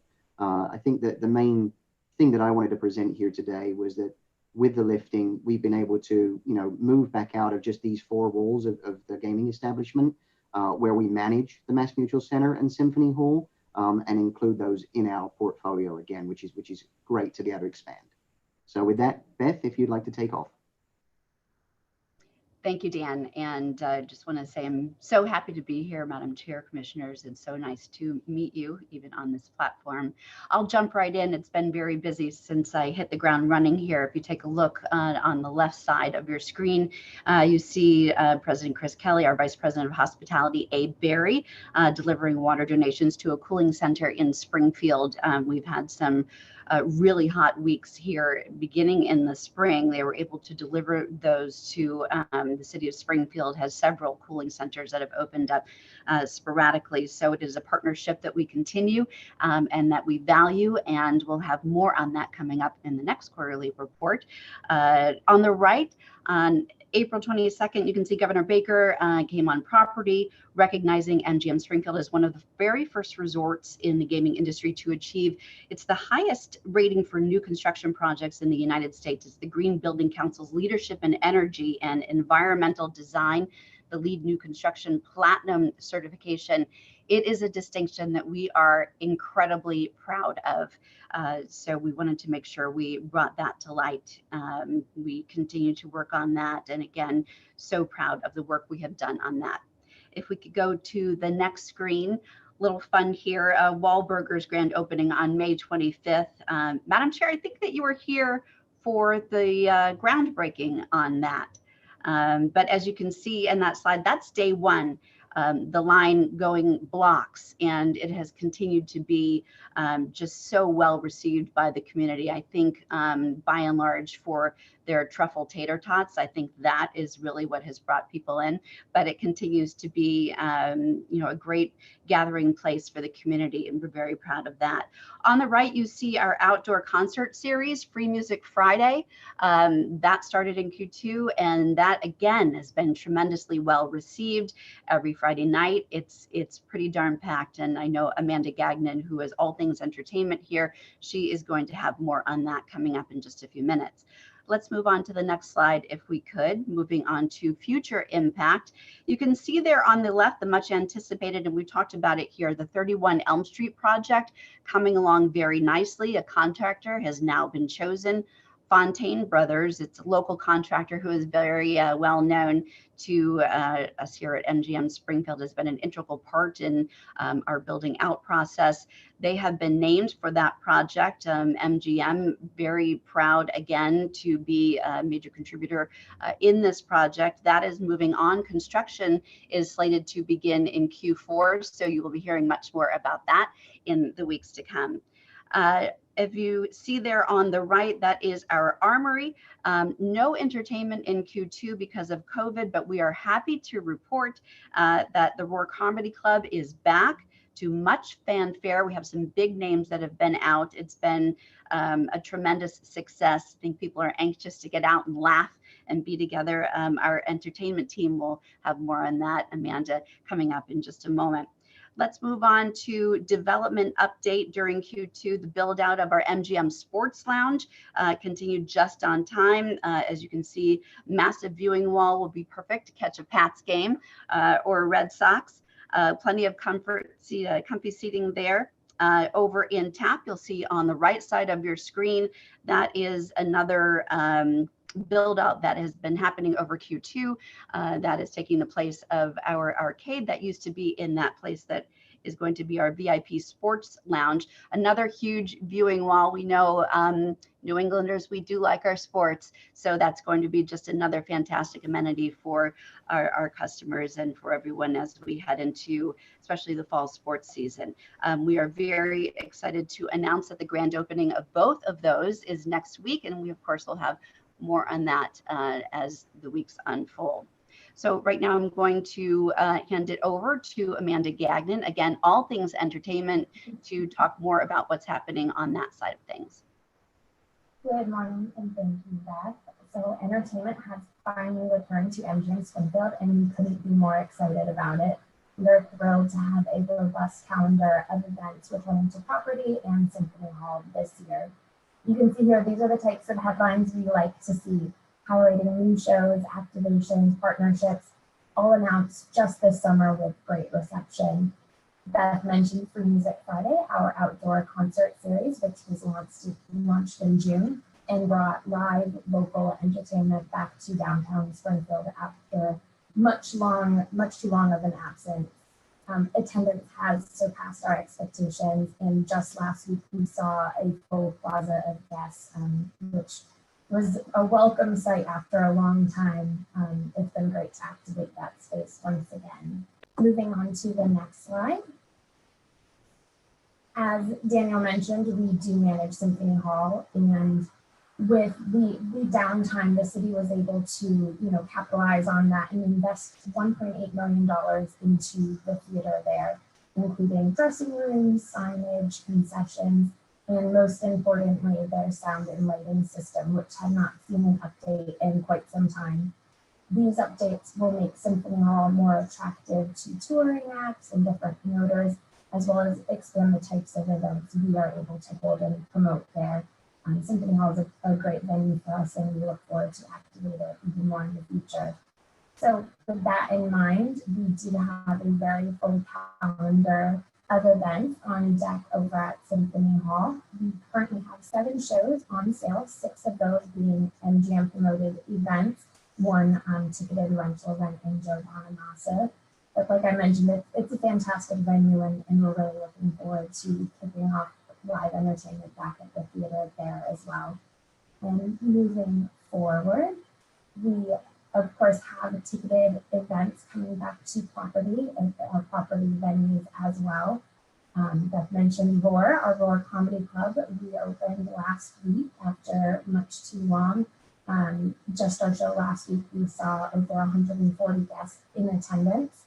And we'll have more Roar shows announced in the coming weeks, but we're really happy to have that back in the Armory. And additionally, we'll have our first ticketed ballroom event coming up in the fall with Carrot Top in the Aria Ballroom on October 9th. We're really excited to have him there and once again activate all of these venues in our theaters that have sat quietly for far too long. With that, I know Daniel's pinch hitting for Sean and the Mass Mutual team, so I'll turn it back over to him. Thank you, Amanda. So yes, there are 2 slides relating to Mass Mutual. This first one was Sean and Mass Mutual's way of showing. This was the first major conference they were able to host once again after reopening. As you can see there, lots of bustling stalls within that conference. And as a facility, it's mixed use. It has the arena in the back that hosts many different styles of arena events. And I'll touch on those on the next slide. And in the front, they have the exhibition halls for banquets, conferences, conventions. So this was a very welcome reopening for them. They were kind of the last ones of our crowd to be able to offer events again. So it's great to see them operating. Next slide, please, Joe. And just as a flavor of some of the things that have happened or are up to come, we had the PBR, the Professional Bull Riding event here last weekend. That was successful. Having come from Vegas, I've actually participated as an attendee at those types of events and bring huge crowds. Of course, we're very, very happy to be the home of the Thunderbirds and the AIC hockey teams. They'll be coming back as of October and having full seasons with us. And then you can see one of the real shining lights for us, Springfield being the home of the Basketball Hall of Fame that we will be having the annual enshrinement weekend as of September 11th. And most of those events will be happening at Mass Mutual, and we as a gaming establishment will be assisting in whatever way we can to them. We do have some people staying in our hotel. And I think, up in the top left-hand corner, the little statistic, that Sean offered is that we've been able to reopen, offer these 47 event days, 26 events that then led to 725 hotel rooms, which of course, as you know, our facility itself only has 250 on its own. So that then spilled out into other local hotels and innkeepers that was able to bring $11 million worth of calculated revenue to the city from a tourism perspective. So, we're very, very happy that that's it. And now on our final slide, I'm very, very happy to announce that MGM Springfield will be welcoming Play My Way as one more tool in our responsible gaming toolkit. It is scheduled to go live on September 19th, right in line with the Responsible Gaming Education Week, RGEW, that is celebrated annually. And it is my understanding that if not today, as this slide says, as of tomorrow, we will begin our social media marketing campaign that will be the teasers to this as another item for our MLife rewards players to receive. So, and that is the end of our slideshow. Any questions? I believe it's customary to return back so we can all see each other again. Commissioners, do you have questions? Commissioner Zuniga, looks like you're leaning in. Yeah, thank you. Thank you for that update. It's very good, and there's a lot of activity, of course. Unfortunately, Amanda was a little muffled with one of the slides, and I just want to come back to the update relative to Symphony Hall. Those were improvements that the city is making, which is very exciting. Are you programming some of the events that you went through, or are you just planning at this point future events? So all of the events that we have on sale, we have 7 shows on sale. Of those 7, 6 are MGM promoted events. The 7th is Joe Bonamassa, that was a rental event. So we are programming the majority of those ticketed shows on sale this year. That's great to hear. Thank you. Absolutely. Any other questions, Commissioner Zuniga? No, great activity. It's a great update. Thank you. Commissioner Cameron, comments or questions? Thank you. Great to see all your events coming back. You just outlined several of them that will be back in the fall. So in the revenue numbers in particular, the Hall of Fame, that's great to have that back as well. I wondered if when you went through your employment numbers and whatnot, do you have positions available now that you're unable to fill, or are you able to fill all your positions? Great question. We have positions that we certainly identify as distressed. They're certainly challenging to fill. An example would be a cook position, and our region has always, in Western Mass, always been short of cooks in our operation.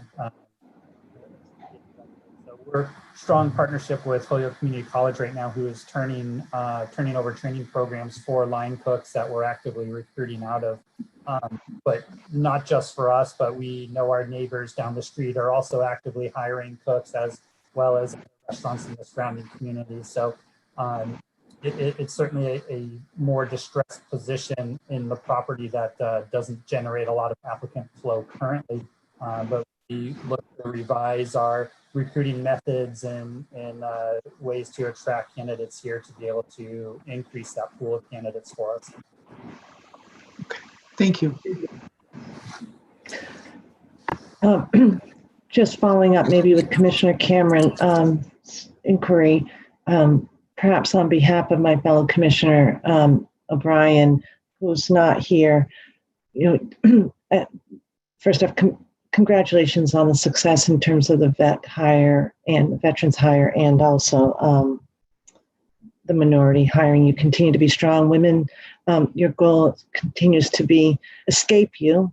And I think that if Commissioner O'Brien were here, she might ask, do you find that there are challenges hiring women in particular, perhaps because of the impact of COVID on women as often the primary caretaker for children, and the really the challenge of getting childcare back running. I see you now, Jason. Yeah, great question, and I think candidly, yes, that is one of the contributing factors. Anecdotal example is an employee who wants to return. Just week that we've had great conversation with about wanting to return to the workplace, who can't give us a defined start date that she can return while she's seeking a caretaker for her child. So I think it's one of the reasons, certainly that it's presenting challenges. Well, I think, Joe, this will be a continuing dialogue as we emerge out of COVID. Let's hope the trends go in the right direction as to just sort of a societal question, but I think we'll be asking it. I had another more direct question with respect to today's stats. And again, Arlen, you may have answered this and I couldn't hear you, so forgive me. On the lottery numbers, it did look like it was a pretty big drop off from the 100,000 plus to almost, I guess, a 77,900. Are you working directly with Executive Director Sweeney for any additional strategies that could support additional sales of lottery products? No, there you are, Arlen. I'm looking around my screen. My apologies. Yes. Hi. No, to be honest, I have not started working with them directly. I looked at 2019 to see if there was a common thread in seasonality, if it was normal for it to drop off, and I haven't found anything. It seems that it does fluctuate. It can fluctuate significantly from one month to the next. In 2019, it was opposite, significant drop off in May, and then it jumped up in June. So there was nothing that would really show me that there is something going on when looking at our total sales for the quarter compared to the 2019. We are down 20%, which I think is just attributed to overall volumes being down. I will be working on kind of taking a closer look and just really monitoring, if there is a seasonality, if there is something impacting. There was one of our kiosks did have an issue. It was down for most of the month of June, so that impacted it, which the lottery was able to in July. So I'm thinking that could have impacted it somewhat, but I haven't found anything that's a clear distinction from one month to the next as I looked at the first half of the year. Well, he's a great resource and very innovative. So it's been busy. The lottery's been busy with the Bax lottery recently, but again, it would be great to see those numbers reversing, and we'll wait for the next quarterly report, Joe, I think. I'm all set in terms of questions. Excellent report. Really exciting to see that the contractor has been picked for Elm Street. Looking very much forward to watching the transformation of that beautiful building that we know will enhance your property. So thank you again for the comprehensive report. I think, Joe, you're going to go on to the item B for today. Yes, so the next item we have up for you is a discussion on the status of poker at MGM. And in addition to Daniel Miller, we also have Gus Kim with us, who's Vice President and Legal Counsel for MGM Springfield. And so Dan and Gus, I'll turn it over to you. Thank you again, Joe. Really, I think our first statement is that poker will be returning to MGM Springfield. We have plans that it will come back in Q4 of this year. It will likely come back at something at a reduced rate, so maybe 10 to 12 tables as opposed to the I think it was 28 that we had previously. We have listened to our poker players and also our previous dealers that want this back as an option at our casino, and we want to provide it to them. So we're working on putting that together and figuring out the best course forward to bring that back, and it will go back into the pro poker room that was recently changed to slots. Did you say a date? I'm not sure if I heard that, or you're still working out that detail. Correct. Still working that out. We don't have an exact date yet. That's why we're aiming for Q4. Where previously we had made the statement that we would make a decision on it by the end of the year. We've at least made that decision, and we'll move forward with a plan on how we're returning it within that quarter. Questions, Commissioner Zuniga or Commissioner Cameron? Thank you for that update. Very helpful. Thank you. Thank you, Mr. Kim. Thank you, Daniel. Thank you again for the comprehensive report. Joe, are we all set, or? Yes, that concludes our business on community affairs. To the entire MGM team, thank you for all your contributions today. Thank you, Madam Chair. Have a good day. Take care. Then we'll move right on. I'm just looking at my time, Commissioner Zuniga, and adding my 3 hours. Are you all set to continue, or do you want a short break? Okay, all set. Commissioner Cameron, you're all set for a bit? Okay, excellent. Then we'll continue on with item number 6, research and responsible gaming director, Mark Vanderlinden. Again, good morning. Good morning again, and thank you.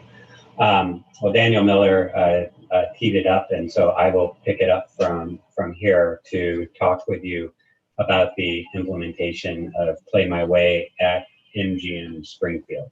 I'm going to turn it over to a slide deck here, so give me just a second.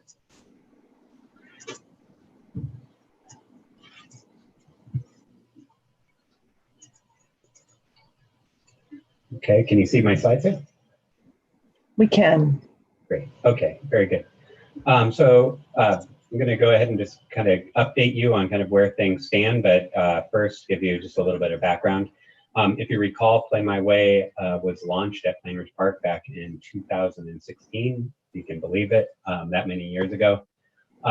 As a trial or as a test project, in 2017, the MGC decided to extend Play My Way to MGM Springfield and Encore through a cooperative agreement. So at this point, moving it beyond that sort of test pilot into a program that we will offer at all properties.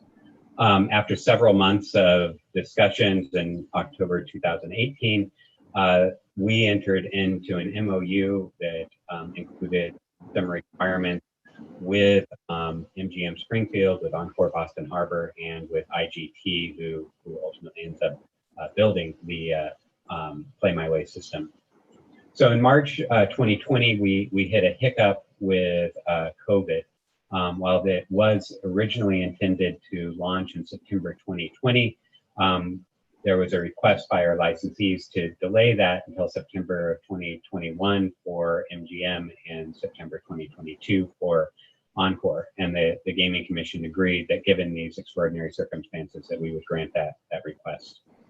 I'd like to point out, since 2019, actually even prior to that, there's been a great collaborative relationship to meet these technical requirements and to come up with a successful communication plan that included MGM, it included Encore, IGT, the Mass Council of Gaming and Health, and of course, several of our staff at the Gaming Commission. At this point, we have an anticipated launch at MGM Springfield during Responsible Gaming Education Week, which is September 19th through 25th. And I say anticipated, there's so many moving parts here. All indicators are that we will hit that deadline, but of course, I'm can I use the term hedging my bet on that? We do anticipate hitting this deadline right now. So again, I just by way of a little bit of background that explains why we're doing this. Play My Way is considered a pre-commitment system. And general definition means that a decision made in the present in order to kind of limit options in the future. And as it relates to gambling, defined as a strategy. It's a harm minimization strategy that's intended to minimize the degree of harm, to hold people accountable to a decision made in the present before they get down the line and they're sort of in a hot state and making decisions while they're gambling.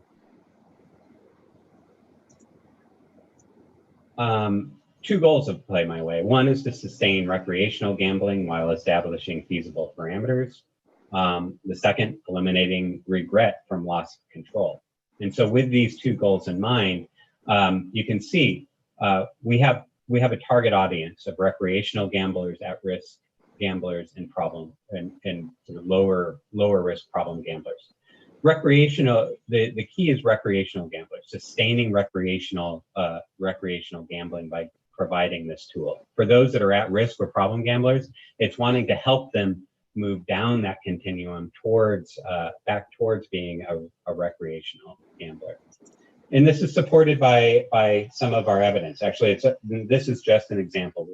I have several examples, but just to limit it here, if you take a look at the positive play study that was released last fall, about 40% of those surveyed in this study scored low or medium on the positive play scale as it relates to pre-commitment.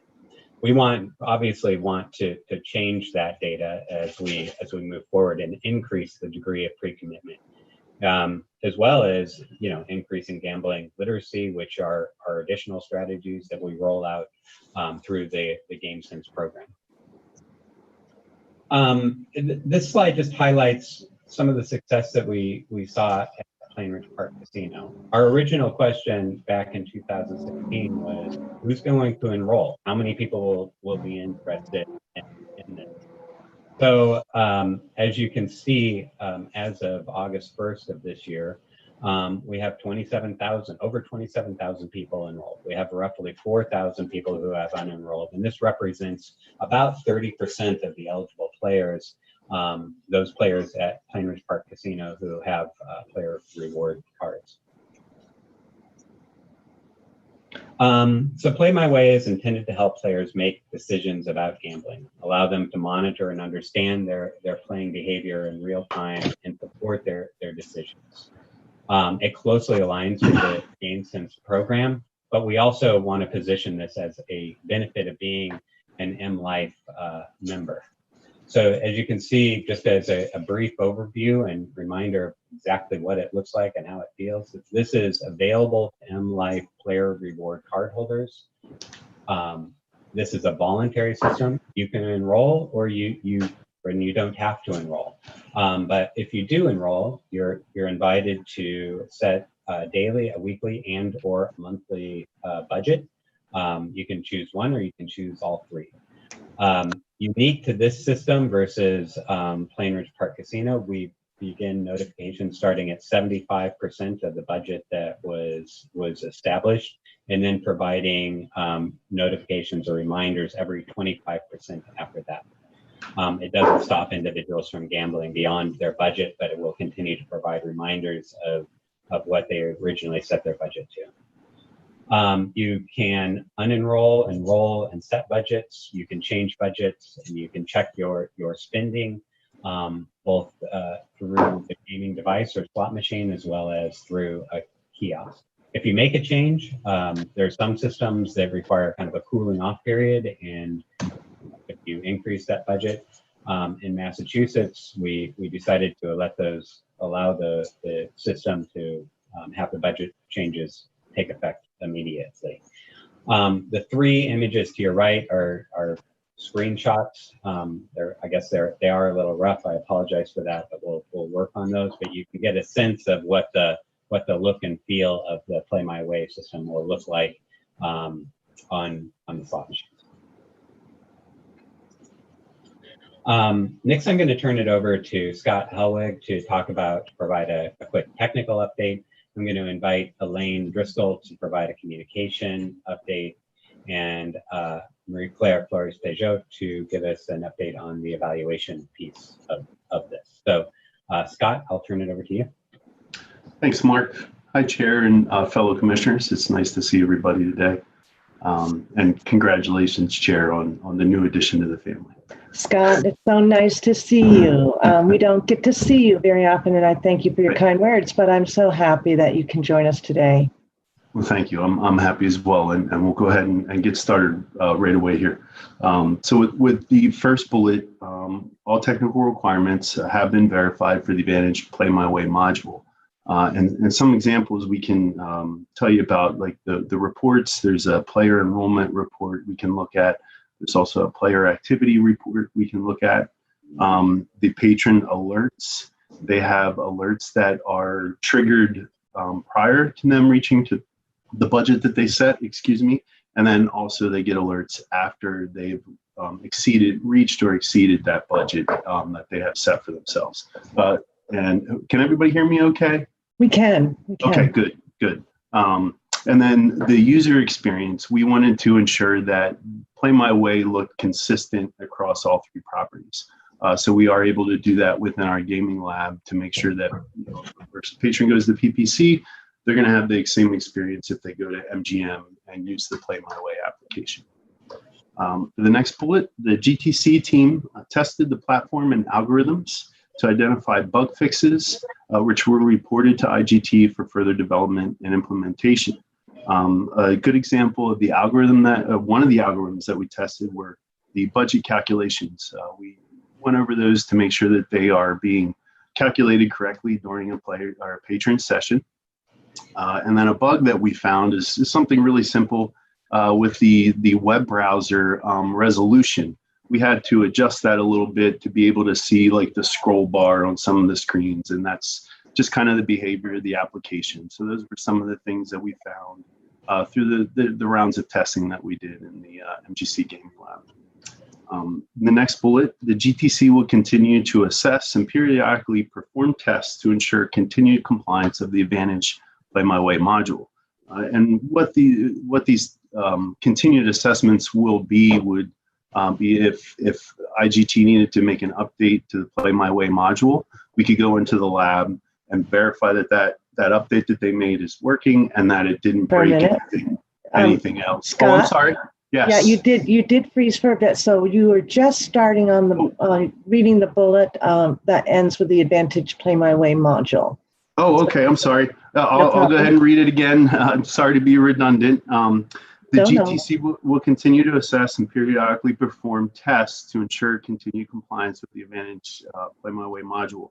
And as I was explaining, those assessments will take place when IGT decides that they need to upgrade the module for some odd reason. So we'll go into the lab and we'll test that update, make sure that the update works the way it's supposed to and it didn't break anything else within the module as well.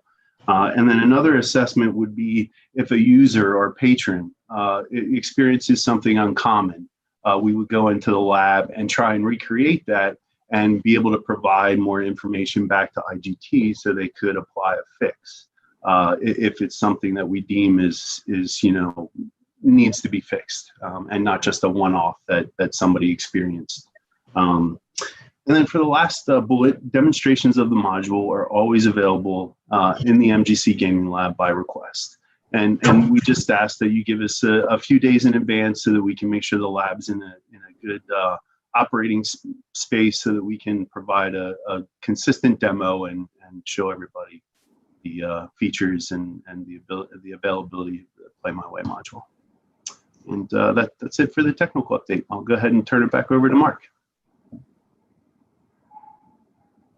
Thank you, Scott. I'm going to actually turn it over to Elaine Driscoll to just kind of give us an overview about where we stand on the communication aspect of the launch of Play My Way at MGM. Elaine? Sure. Thank you, Mark. So the good news is that we had a lot to work from the 2016 launch at PPC, and we're able to really use that in terms of how we inform our way forward. And so essentially, in terms of objectives, naturally, we want to generate awareness about the availability of the program at MGM Springfield and also in the surrounding area. The goal is to educate the public about how the program works, how to enroll, and what the benefits of the program will be. Also, certainly, we're trying to underscore our commitment, the agency's commitment, as well as those who are partnering with us on this, MGM, Springfield, the Mass Council, in regards to our continued effort to provide responsible gaming programs. And so essentially what we've been doing over the course of the last several weeks is working to update the Play My Way brand. The good news is back in 2016, that's when we did logo creation, material creation, and whatnot. It's still very applicable. And the fact that it has some brand recognition among casino patrons, we're carrying that brand into MGM Springfield as well. Next slide, Mark. So in order to spread the word, we're using a combination of traditional media, digital strategy, and also basically advertising and marketing.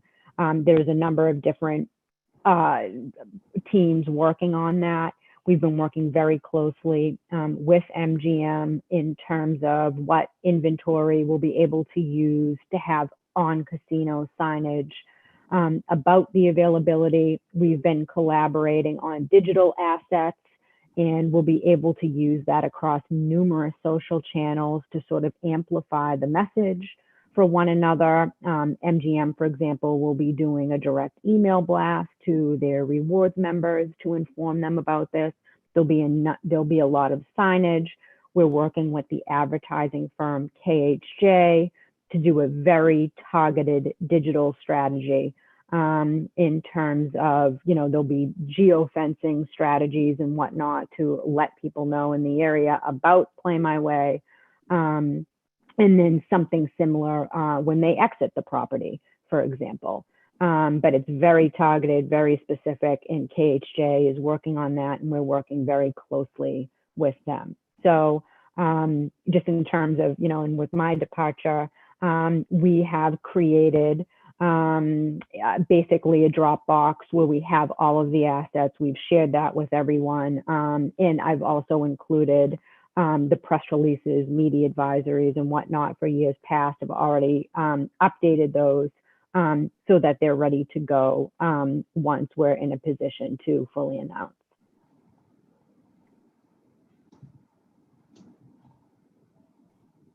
Yeah, so I think I hit on a lot of this already, but as you can see, basically it's everything from email blast, retractable banners, digital signage, the geo-targeted campaign, which I mentioned. The goal is to just increase awareness.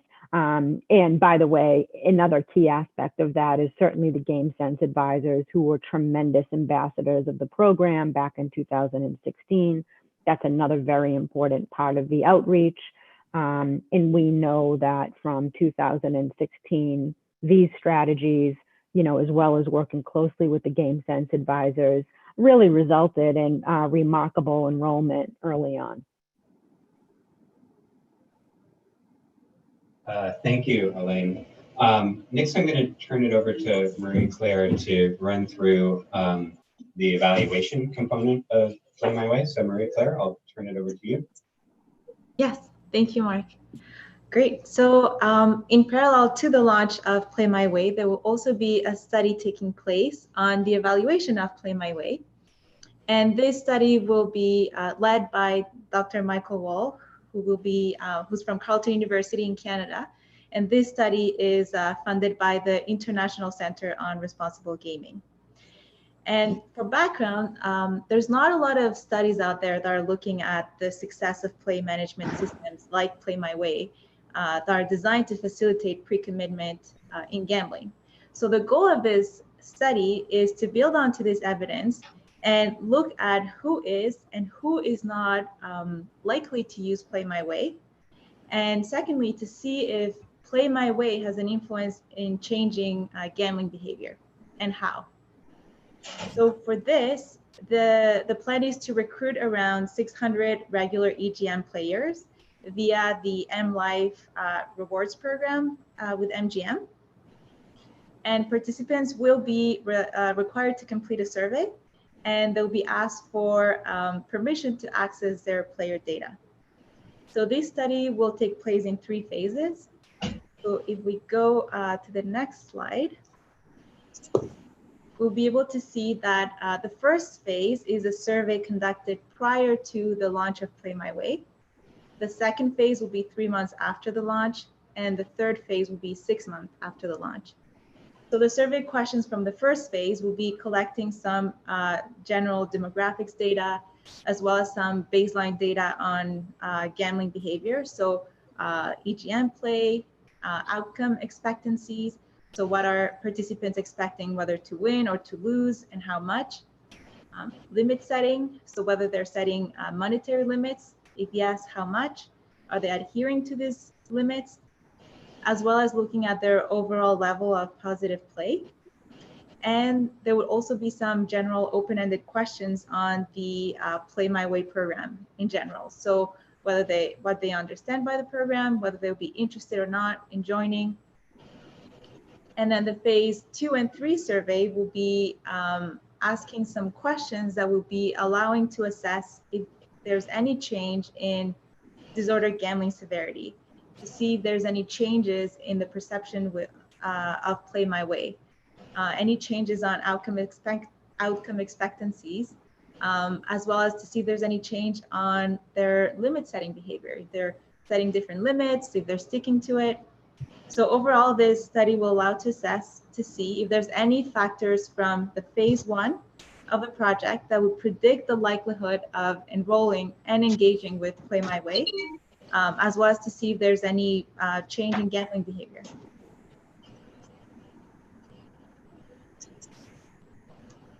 Great. Thank you. I hope you see it's illustrated that we have a lot of different moving parts to this. There's a lot of collaboration that happens. And while this was represented by our MGC staff, I do really want to point out just how important our partnership is with the Mass Council on Gaming and Health, who leads the GameSense program, as well as MGM Springfield and IGT. So with that, I'll turn it over to commissioners. Commissioner Zuniga, do you have questions or comments on this initiative well underway now? Yes, thank you. Great update, team. It's a great effort of many months, really. Well summarized here. I'll underscore some of the points that were made before, and just drawing back on the experience from PPC and looking back at our experience there and the evaluation effort there. The GameSense advisors are key ambassadors, as they were called here, and that's, of course, a big part of the plan. I remember when we started the initial effort, we had GameSense over here and we had Play My Way. One of the biggest insights that I derived from that, just how well they work together, because they form those relationships. They already have those relationships. They have the customer care approach, and they're good at signing people, and that, in my mind, explained a lot of the uptake in signups. I'll also mention that it's great to see that the look and the feel is similar, and that the technical team spend a lot of time thinking about that, and that's good for branding. But I should also note that there are a couple of important differences that are also going to tell us a lot of the program. And I hope that we then can bring, based on the research and all the findings and the analytics, might end up going back to PPC perhaps, and the platform there, and see we need to make some modifications. And then the one I'm thinking of especially is the ability to opt out of the early notifications and whatnot. But the two platforms were different. That was just the way that the licensees had their house systems, and that is, by the way, one of the reasons that we find ourselves a few years after the fact, with the deployment at MGM. I'm also Very excited about the evaluation project. We're familiar with Mr. Wall, Dr. Wall. I very much like the pre and the post analysis that this will tell us. It's going to tell us, a few additional things to the prior evaluation effort, of which we also learned a lot from. So it's a great update, great deployment. I know there's a lot of work that goes, week in and week out to get to this, and I'm also hopeful that we can reach Responsible Gaming Education Week. But if we don't, that will be fine. It's important that it's also deployed without interruptions for the rest of the play, because that's a very important part of the experience. And finally, I think you already gave credit, Mark, but this takes a lot of resources from the licensee in terms of time and other things, technical expertise, etc. So thank you to MGM for sticking to the original time frame that we discussed just a year ago and making it possible. I know it's not easy, so really excited and thankful. Commissioner Zuniga, can I ask a question on the opt-out provision? Were you saying that you would like to see more opportunity for opt-out, or are you? I think Scott would be able to address that. Are you satisfied in terms of the plan as presented? Yeah, very much. I'm very much satisfied with what is presented. I think the tool here, unlike the one at PPC, gives the player the option to opt out only of the early notification. That's a button that you may have seen in one of the slides. It's not, they can continue without doing nothing, and they'll get that early notification. But that's not something that's available at the PPC property. And that's one that again was conceived after the experience of PPC. As we do the analysis on uptake, acceptance, use, and whatnot, I suspect that will be an area that we can then ascertain and compare to PPC to say whether it's important for us to try to go and modify that there and whatnot. But there's not, again, this is all a little bit too much inside baseball, if you will, but important to, in my mind, to point out that not only are we achieving the notion of the branding, which is to look good, to look similar, because we know that players will go to different places, same players, but there's important nuanced differences that are going to also continue to teach us about this tool, and in an effort to increase its uptake, which I think is also really useful. Thank you. Very helpful to me. Thank you. Commissioner Cameron, do you want to comment or question? I do. Thank you. First of all, I also want to thank MGM for being willing partners with this whole rollout. So that's really important, and I know it's already been mentioned. I think it was an excellent technical update, and the communications plan, of course, is sound and really does help make a difference with a plan like this, right? As far as educating and getting an interest in this. I had a question for Mark. Mark, remind me, with the unenrollment, I think you said it was 30%. Didn't we ask a few questions around that so folks give us some reasons why they are unenrolling? Am I not remembering that properly? Yeah, we do ask just a brief set of questions as to why people unenroll. I would need to get the data back to you on that. No, that's fine. I remembered that we did that, and I just wondered if, well, we won't know with this new one yet. It'll be interesting to see if those who unenroll or the reasons are similar, right? And, can I, if I may, so we have an unenrollment rate of around 10 to 15%. And right. It's always been difficult to say whether that's a good or bad, but I was doing research on the unenrollment or on Fitbit that has a much higher sort of, if it's not unenrollment, but people stop using that type of technology at a far higher percentage than Play My Way. So while it's not apples to apples, I think that there is a way to kind of consider this type of sort of monitoring Right. technology. Yeah, I've always liked that analogy, by the way. And this evaluation plan, I want to say it's more robust than when we did the first time. Is that accurate as well? The which plan, I'm sorry, Commissioner? The evaluation that will be done that Marie Claire outlined for us. And I remember from the first time that we had an evaluation, I believe this sounded more robust. Is that Yeah. correct? I think that the ability to do the type of pre-testing Right.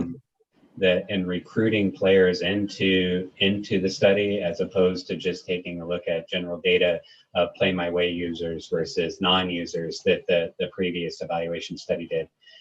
We know a lot more. We can be more targeted. I really do appreciate Dr. Wall and the International Center for Responsible Gaming for funding this, which that's a key piece. You know, we have a robust research agenda. It's great that we have partners that will also provide additional funding for this evaluation. Right. Excellent. And it's nice that we are building on something that's already in place. Great work. Love the presentation. Thank you for everyone for making it as successful as I know it will be.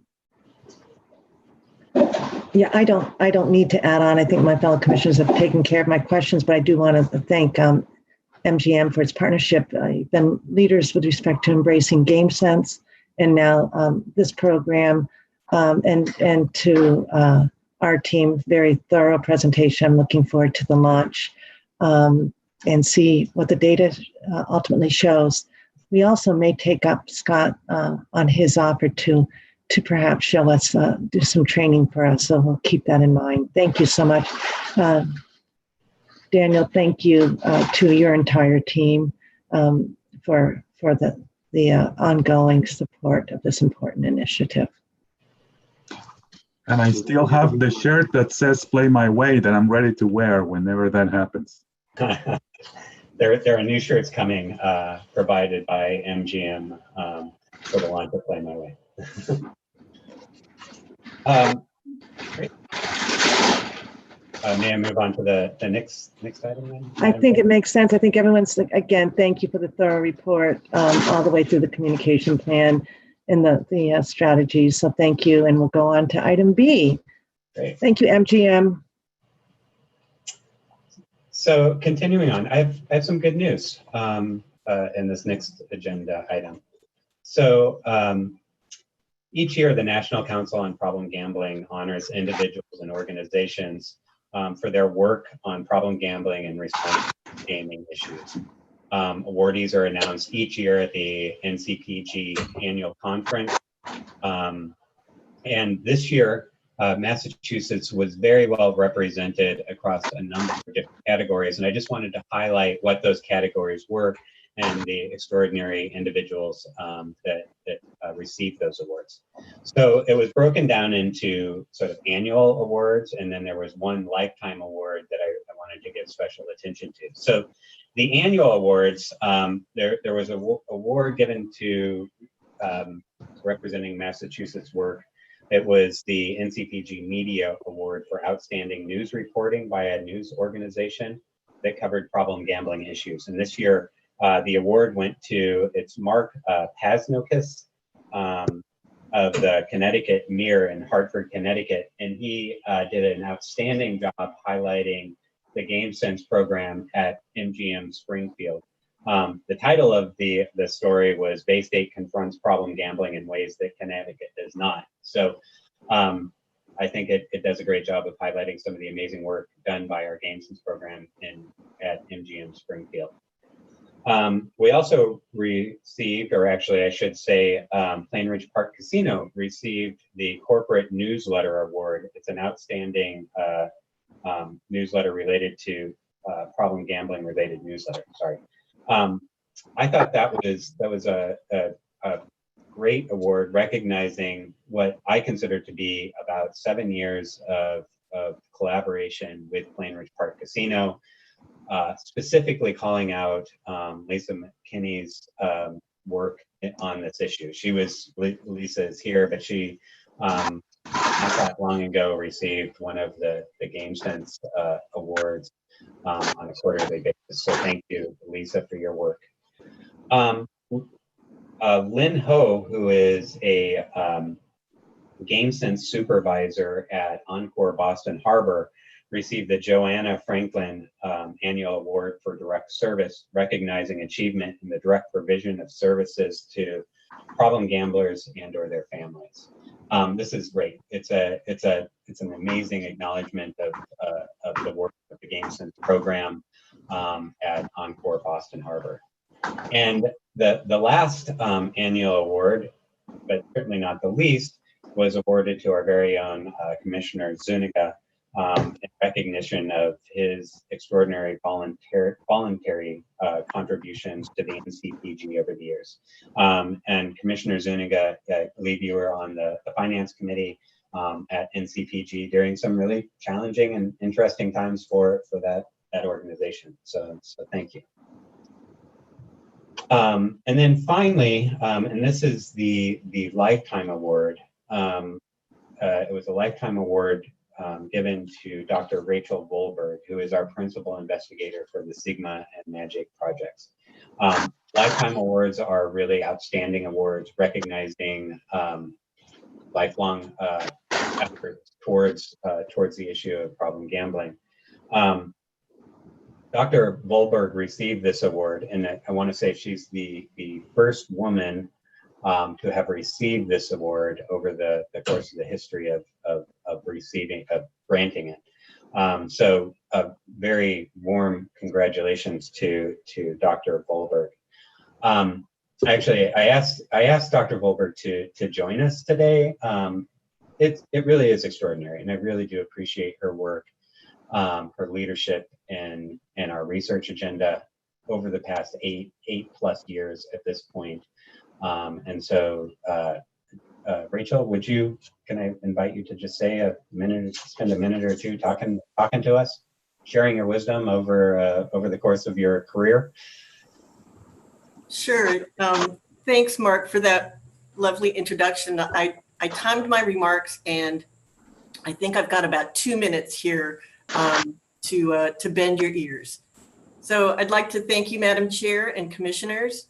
And I'm going to begin with a confession that I never expected to spend an entire career doing gambling research. I graduated from the University of California, San Francisco in 1983 with a PhD in sociology and a determination never to enter academia, thanks to my mom and her bad experiences in that sphere. The following year, I was offered a job in Albany, New York, doing technical writing for a software startup, and moved across the country, delighted that I would be able to start paying off my student loans so quickly.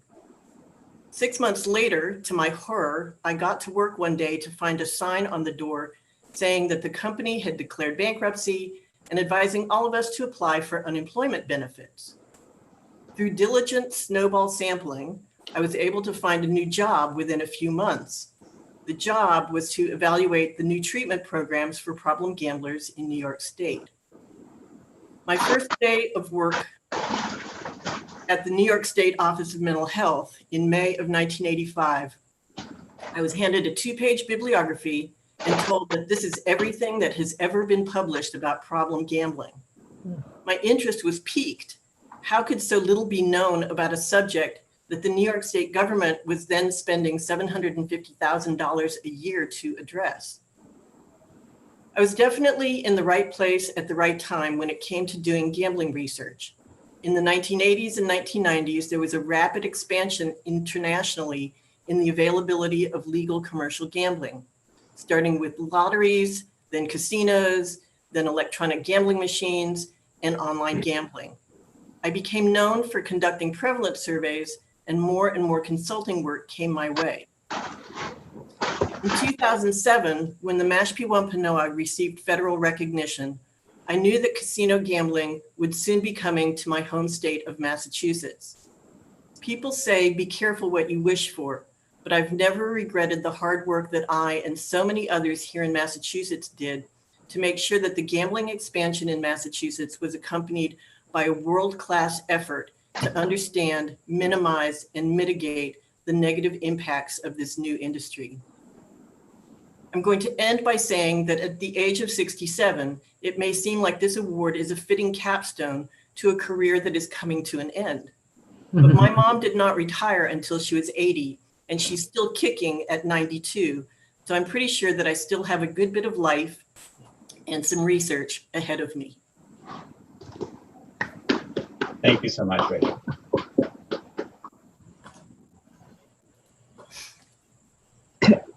First off, before we move to Dr. Volberg, Commissioner Zuniga, congratulations to you for being recognized for your extraordinary volunteer work. It's volunteer in a sense, but it's very much core to the work that you do as part of your service to the Commonwealth and the Commission. So thank you. You've really been leading that that effort, and Commission is the beneficiary of all your efforts. So thank you. And Dr. Volberg, I was going to comment that I didn't think probably lifetime was the right description for you. Maybe midlife, but even that feels wrong. You came to the Commission with extensive background. I remember when you were selected to do the important work that you're doing, and now I'm more directly impacted by your excellence. So I just want to thank you for your continuing leadership. And yeah, we know you're not going anywhere. we are very dependent on your continuing good work, but what a lifetime story you do have so far. And I think it shows that one group's failure has amounted to a wonderful success. So it's quite a story. I don't know if your earlier employer knows what you're up to, but it has worked out, and I'm guessing that the bills may have been paid off. So, Commissioner Cameron. Yeah, thank you. I would like to congratulate all the award winners, all of them impressive and have made a huge contribution, right? But in particular, Commissioner Zuniga for, this has been from day one. Commissioner, you have been on this and very, very interested and willing to contribute in every way to responsible gaming. I think you were influential in bringing Mark on board and the relationships. So I do want to thank you, well deserved. And Dr. Volberg, I'll always remember that was a competitive process, right? Your team had to submit to be, and compete against others who wanted that position of the research for the Commonwealth, for the Gaming Commission. And you were so excited when your team won that award. And I just thought, wow, this woman's going to be terrific because she really does care and is so excited to take on this research. So it's something that we are, around the world, people mention to me at conferences about the work we do with responsible gaming. So, a lot of that is we may take credit, but it's you and your team who have brought all that good work to us on behalf of the Commonwealth. So thank you, well deserved. And I don't mind Lifetime Achievement Awards. I think they're just fine at any age, but we do expect to have you working for us for years to come. Again, thank you so much to everyone, but you two in particular, really well deserved. I do want to note that I can see Lisa is here still. And so Lisa is here. Yeah, she is. So congratulations to you. How nice to have your work recognized and continue to be recognized. I know that we had recognized it earlier, as Mark said. So congratulations. It does take a village, and how, if you think about it, it's not startling that Massachusetts would be so well represented in these awards because of the outstanding efforts and expertise. I'm going to note what Commissioner Zuniga pointed out, and Dr. Volberg, you've already noted it, is when there are dedicated resources to support this important work, things can happen. And so that positions Massachusetts very well. And we're seeing it, the fruits of all of it, the recognitions that you received this year. And congratulations again. Commissioner Zuniga, I'd love for you to express a few words, and then we'll close and we'll discuss our next steps. I do note that apparently there's quite a storm going on in Massachusetts, and some people may have lost some of their power. But I think unless I hear something from Executive Director Wells, our meeting will continue. Good. Commissioner Zuniga. Yeah, thank you. Thank you for those words and the NCPG for the recognition. I do really want to emphasize the difference between the awards that everybody like myself and Len and Lisa that are great to receive, but it's a very, very special distinction to recognize Rachel and her lifetime achievement. It's well deserved. We are, of course, very familiar with the work that she's done before the Massachusetts, during Massachusetts, and which she continues to do and teach us from everything else that's going around the world and what we're trying to do here. I believe we get a little used to all the work that that we're doing, the research, the responsible gaming programs, but I think this kind of recognition, the fact that a few awards came to different people, and especially to Rachel, is really a testament to all the work that is being done here, that we are very lucky to have the resources to do and the mandate to do on an ongoing basis. So Rachel, you may be the first person to win 2 lifetime achievements one day. The way you articulate your history and your drive to continue, and we hope that may be an option. But I know that you'll continue to be recognized not just by the NCPG but others, because your work has been really groundbreaking and very significant. So thank you for all the work that you did for us. Commissioner Cameron, you and I did not acknowledge Dr. Volberg's achievement as being the first woman. Did that shock you? It shocked me. I guess I'm never shocked at that, frankly. There's still lots of work to be done, but we're certainly proud of it. And We are. And I remember being proud when we hired her that this was going to be a woman to lead this team. So yeah. So again, another barrier broken, and we're pleased that you're leading that effort, Dr. Volberg. So thank you. Mark, wonderful news all around in this item. It's always positive. We always have positive updates from you, but this was especially nice. So thank you. I am just going to take a temperature. Oops, sorry. I just want to get to my other screen. We have a few more items ahead of us, commissioners. It's now your time, about 12:30. I understand there was a tornado warning, maybe in some of the areas in Massachusetts. I'm wondering, do we take a short break for a coffee or a bio break, or do we need a lunch break? How many minutes? Well, I would think a 30-minute lunch break now would work, because we haven't taken a break at all yet this morning. And rather than taking a short break and then a lunch break shortly after that, I think it makes sense to just hold until we get back to those items as soon as we come back from lunch. Yeah, and then maybe some of the weather will also move its way through. I have to say, where I am, it's quite nice. The weather is so predictable that it seems odd. I knew that you were going to maybe have some big storms in northern New England. So, all right, then we'll reconvene. So about 110, 105. All right. Does that work, Commissioner? Yeah. Well, yes. I'm doing some quick math here, Gail. Yeah, so that's fine. We can do well it. Well done. 105. Thank you, Commissioner. All right. And again, for everyone who contributed this morning, thank you so much.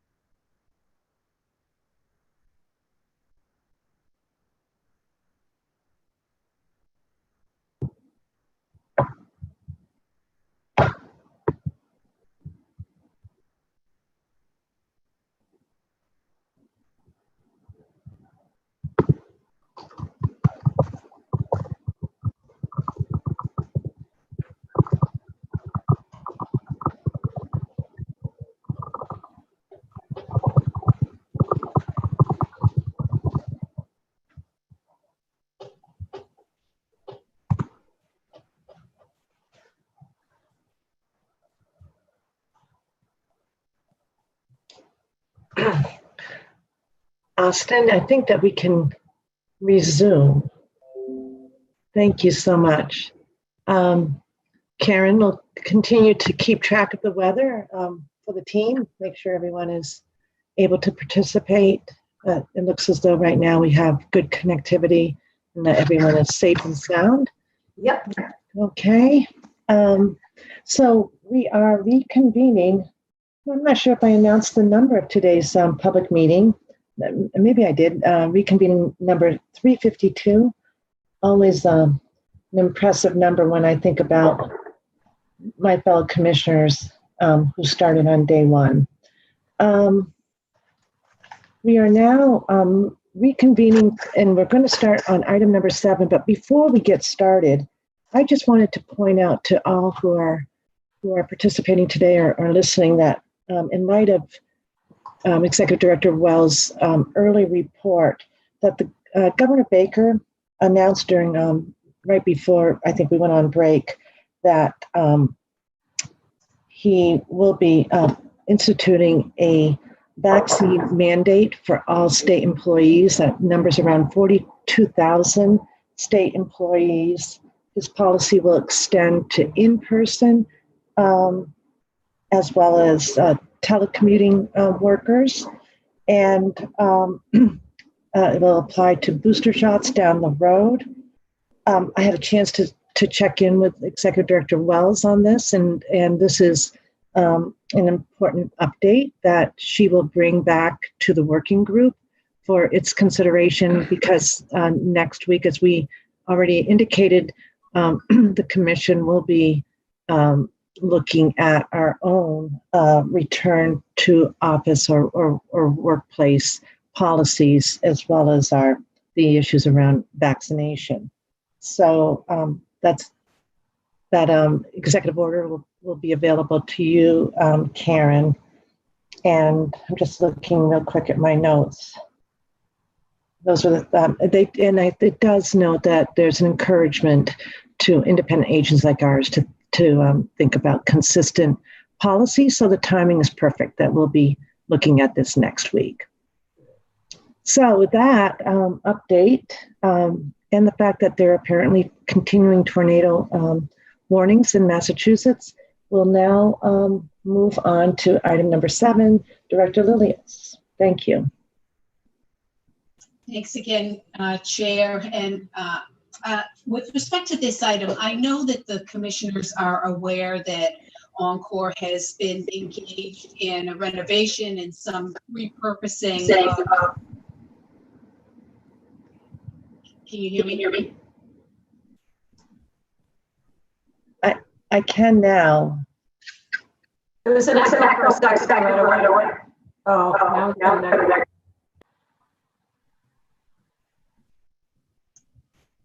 Go right ahead, Loretta. I think you're okay. Okay, is this better? Okay. So I know the commissioners have been aware that Encore's been involved in some renovations, construction, and repurposing of some space at its gaming establishment. And specifically, their former buffet amenity has been out of service for some time and has been under construction. The space is being repurposed and going to be reintroduced as a sports lounge, a sports bar, very different concept from a buffet. The plan is for a lot of viewing television screens, a video wall, a bar, and 2 food amenities to be included, as well as the addition of some countertop electronic gaming devices, 10 of them in total. There's also been some repurposing and construction modifications to a 2nd floor area previously in the garden restaurant area, transforming an area into a VIP lounge and adding for the first time some additional or some for the first time countertop gaming devices, 8 of them in total for that area. So this renovation would be adding, going from 0 to 18 gaming positions in these areas.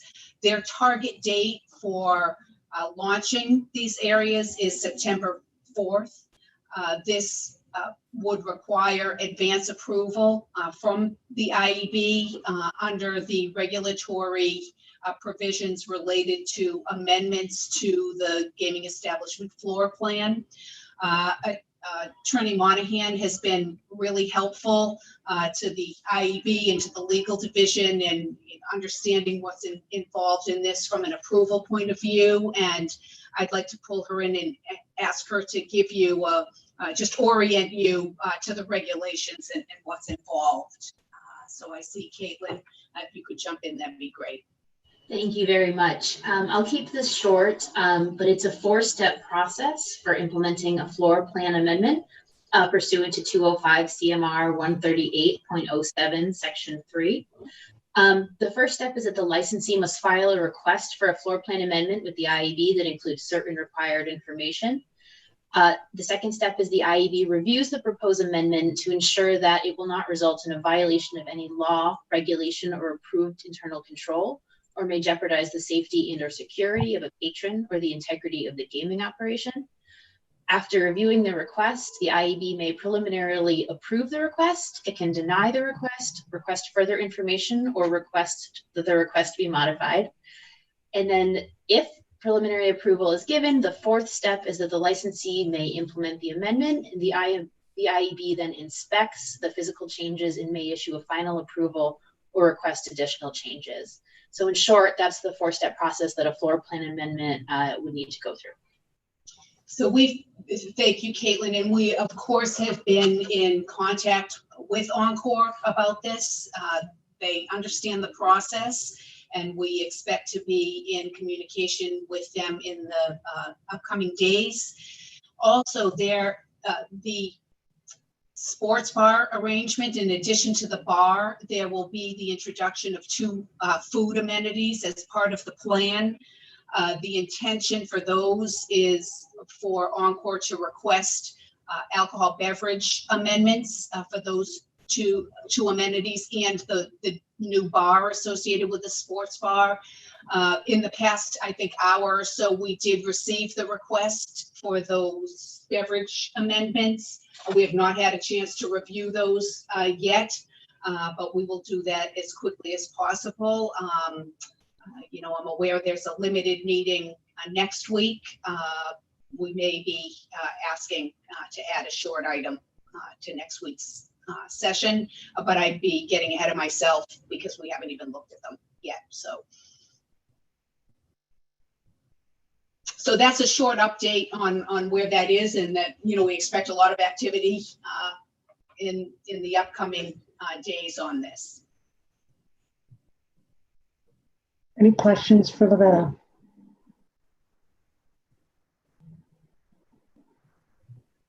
You're all set, Commissioner Cameron? Okay. Then I think we're moving on to Chief Skinner. Good morning, good afternoon. Oh, okay, sorry, I thought I was muted. Good afternoon, Chair and Commissioners. I will try to keep this brief. So I have just one position for you to consider exempting from the service employee registration requirements. It's the server position at the Wahlburgers restaurant out at MGM Springfield, and you have the full job description in your packet. As you know, Wahlburgers is located in a standalone building on MGM property, so there's no concern about the server's access to the secure gaming areas or any gaming related confidential or secure information. And the server doesn't have any managerial or supervisory responsibilities. However, Wahlburgers does hold a gaming beverage license, and the server is responsible for checking ID and serving the alcoholic beverages, physically walking the beverage from the bar to the patron.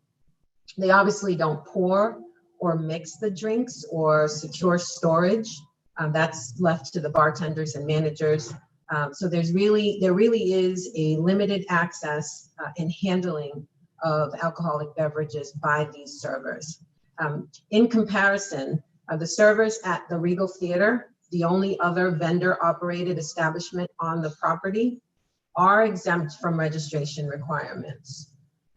The commission in part based its approval of the exemption back in June of 2018 on the fact that the theater was located in a separate quote unquote entertainment block of the casino, much like Wahlburgers can be said to be in a separate commercial block. And that is, it is significantly distanced from the gaming floor and is surrounded by other non-gaming restaurants and businesses. So really, just as a matter of consistency, I fully support exempting this position from the service employee registration requirements and do recommend your vote to approve. And of course, I'm happy to answer any questions you have. Commissioners, any questions for Nikisha, Chief Skinner? Commissioner Cameron. Yeah, I don't have a question. I certainly agree with the recommendation. It's consistent with what we've done in the past. And I suspect the servers might be needed in a hurry, seeing from the quarterly report that that line was around the block when they opened that restaurant. Good point. Good point. Commissioner Zuniga, do you have questions for Nikisha? No, same thing. I think the analysis and parallel is very good to point out, and I'm in full support of exempting these positions. I agree entirely, and defer also to Chief Skinner's good judgment. So what do you need from us? You need a vote. And Commissioner Zuniga, are you in a position to move? Yeah, Madam Chair, I will move that the Commission exempt the position of server to the Wahlburgers job profile number 1802-W from the service employee registration requirements as presented in the Commissioner's packet and discussed here today. Second. Thank you. And just again, this recommendation, Chief Skinner, really does reflect what the legislature contemplated when they made this arrangement for exemption to get these positions filled. And I hope Commissioner Cameron's right, that the need is great and get people to work. So thank you. With that, I'll take a vote unless there's any other comments. Okay, all set. Commissioner Cameron. Aye. Commissioner Zuniga. Aye. And I vote yes. That's 3-0. Vivian, there you are. Thank you, and thank you for the good work, and I think it was quite a quick turnaround, Nikisha, so thank you very much. Thank you. Okay, bear with me so I get back. So, Director Lilios, that concludes your item. Are you all set? All set. Thank you very much. Thank you. Exciting developments for Encore. Now moving on to other exciting developments. We always love these reports. Dr. Lightbound, good afternoon. Good afternoon. Wanted to say a quick thank you to Elaine for everything she did for the racing division. She was a very quick study on some difficult issues and always had a great way of distilling things down to what was really important. And I wish her the best.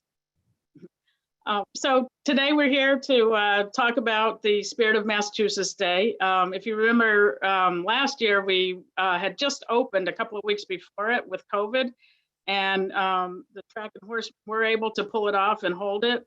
This year it was, thank goodness, a whole different ball game where we could have people attending and everything again, a much better situation. And the chair and Commissioner Cameron and Zuniga both all came out, as well as our executive director, Karen Wells.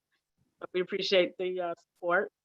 As far as our own staff goes, we did double our TCO2 testing on the big races. So we had quite a number of samples from that. The track increased the number of big races to include the Burt Beckwith for the first time in years. So that was nice for, the local horsemen were involved in that race. And we also did close to 100 licenses through that time period for the Spirit of Mass Day. So our staff really stepped up to do that, as well as, Steve O'Toole will go into what they all did as well. So now I'll turn it over to Steve O'Toole, and he can talk about it from the track's perspective. Thanks, Alex. I'd just like to say it was great to see 3 commissioners that came out, Madam Chair, Commissioner Cameron, and Commissioner Zuniga. It was great to see you all again in person instead of on these videos. And I'd like to also say, good luck to Elaine. I remember being present when she was hired back in the early days of the commission starting up. So good luck Thanks, to you, Steve. Elaine. Thank you, Steve. Pleasure working with you. And same to you, Alex. Thank you.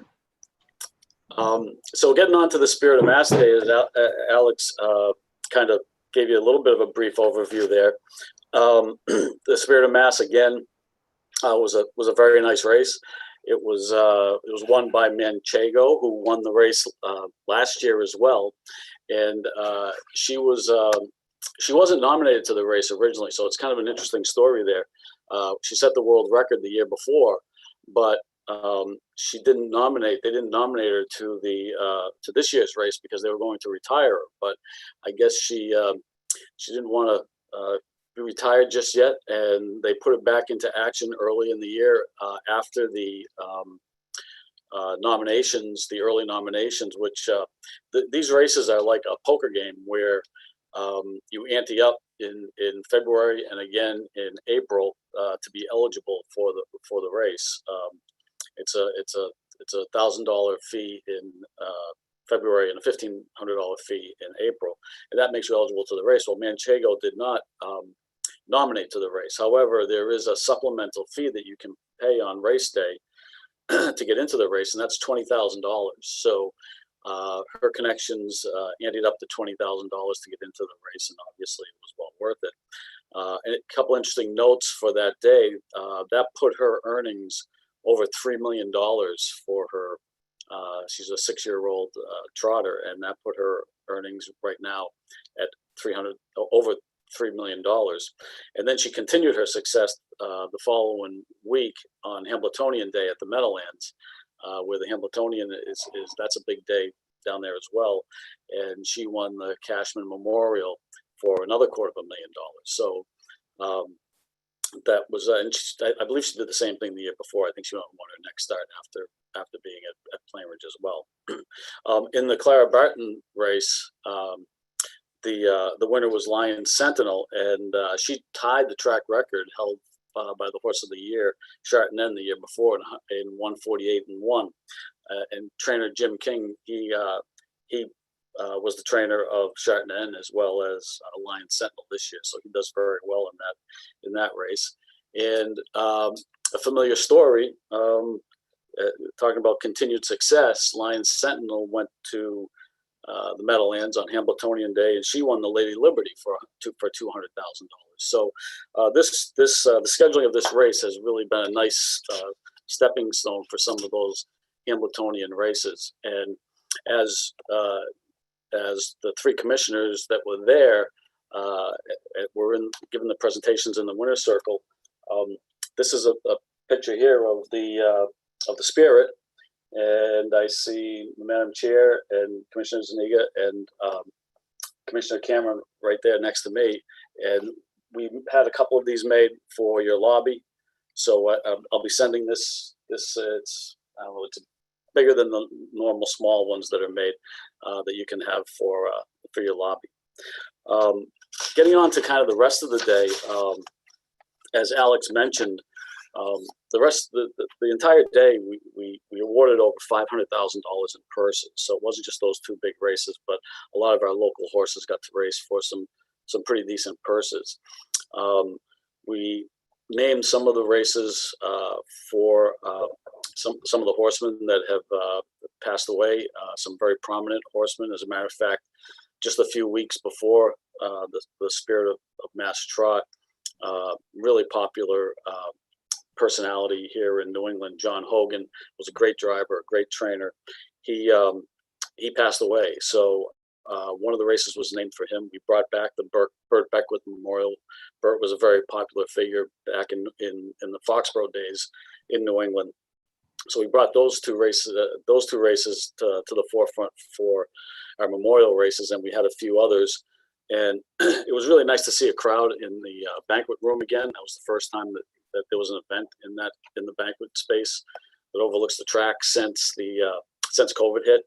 And just, I got a thank you the other day from John Hogan's sister, and she kind of summed it up. She said, it gave us all the opportunity to reconnect with many of Jack's friends and to share stories of all of our times together. And it really was a nice event upstairs.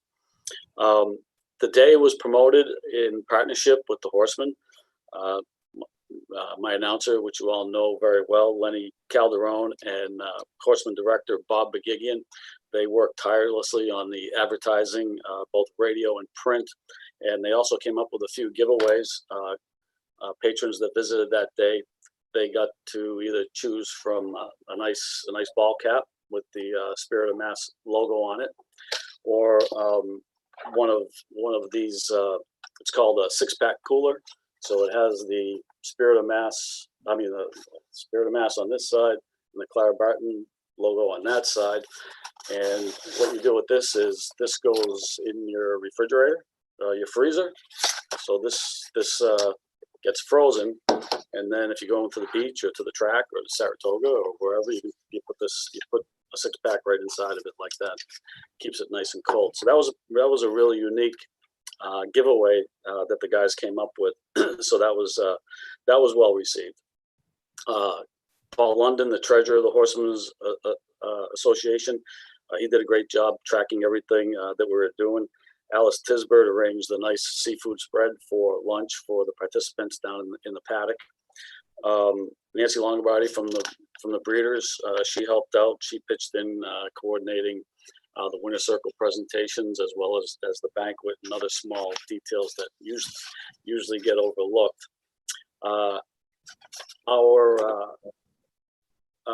On staff here, Andrew Tavares has become pretty good friends with Todd Angeli, who sings the national anthem for the Boston Bruins. And Todd came out to sing a few tunes for us that day, and he's really a great personality, and people love to say hello to him. So that was a great addition. Mike Sweeney, local New England on-air personality, he came down to do all the color commentary for all the races.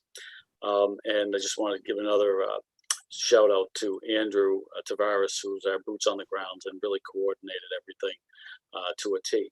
And finally, the last race of the day was in support of the Standardbred Transition Alliance. And the Standardbred Transition Alliance was actually spearheaded by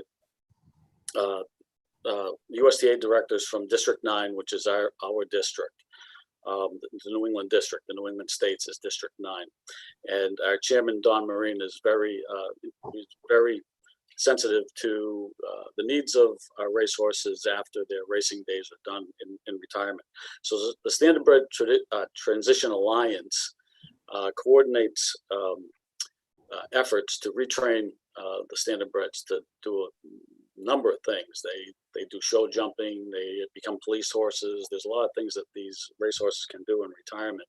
And so we ran that race in support of this Standardbred Transition Alliance, and sizable donations from Plain Ridge, the Horsemen's Associations, the Standardbred Owners of Massachusetts, which is the breeders, the Massachusetts Breeders Associations, and the New England Amateur Drivers Club all donated to that cause. So that was a nice way to end the day. And so all in all, I think it was another successful Spirit of Mass, and it was great to be able to, really be able to promote it and have a lot of things going on like we had in previous years.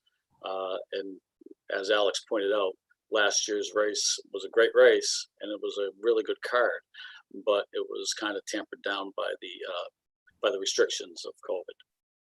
And I just want to thank you guys again for coming out. It was really a pleasure having you all here. It was a great day. Commissioner Cameron, I know that you want to make some comments on this great horse racing day.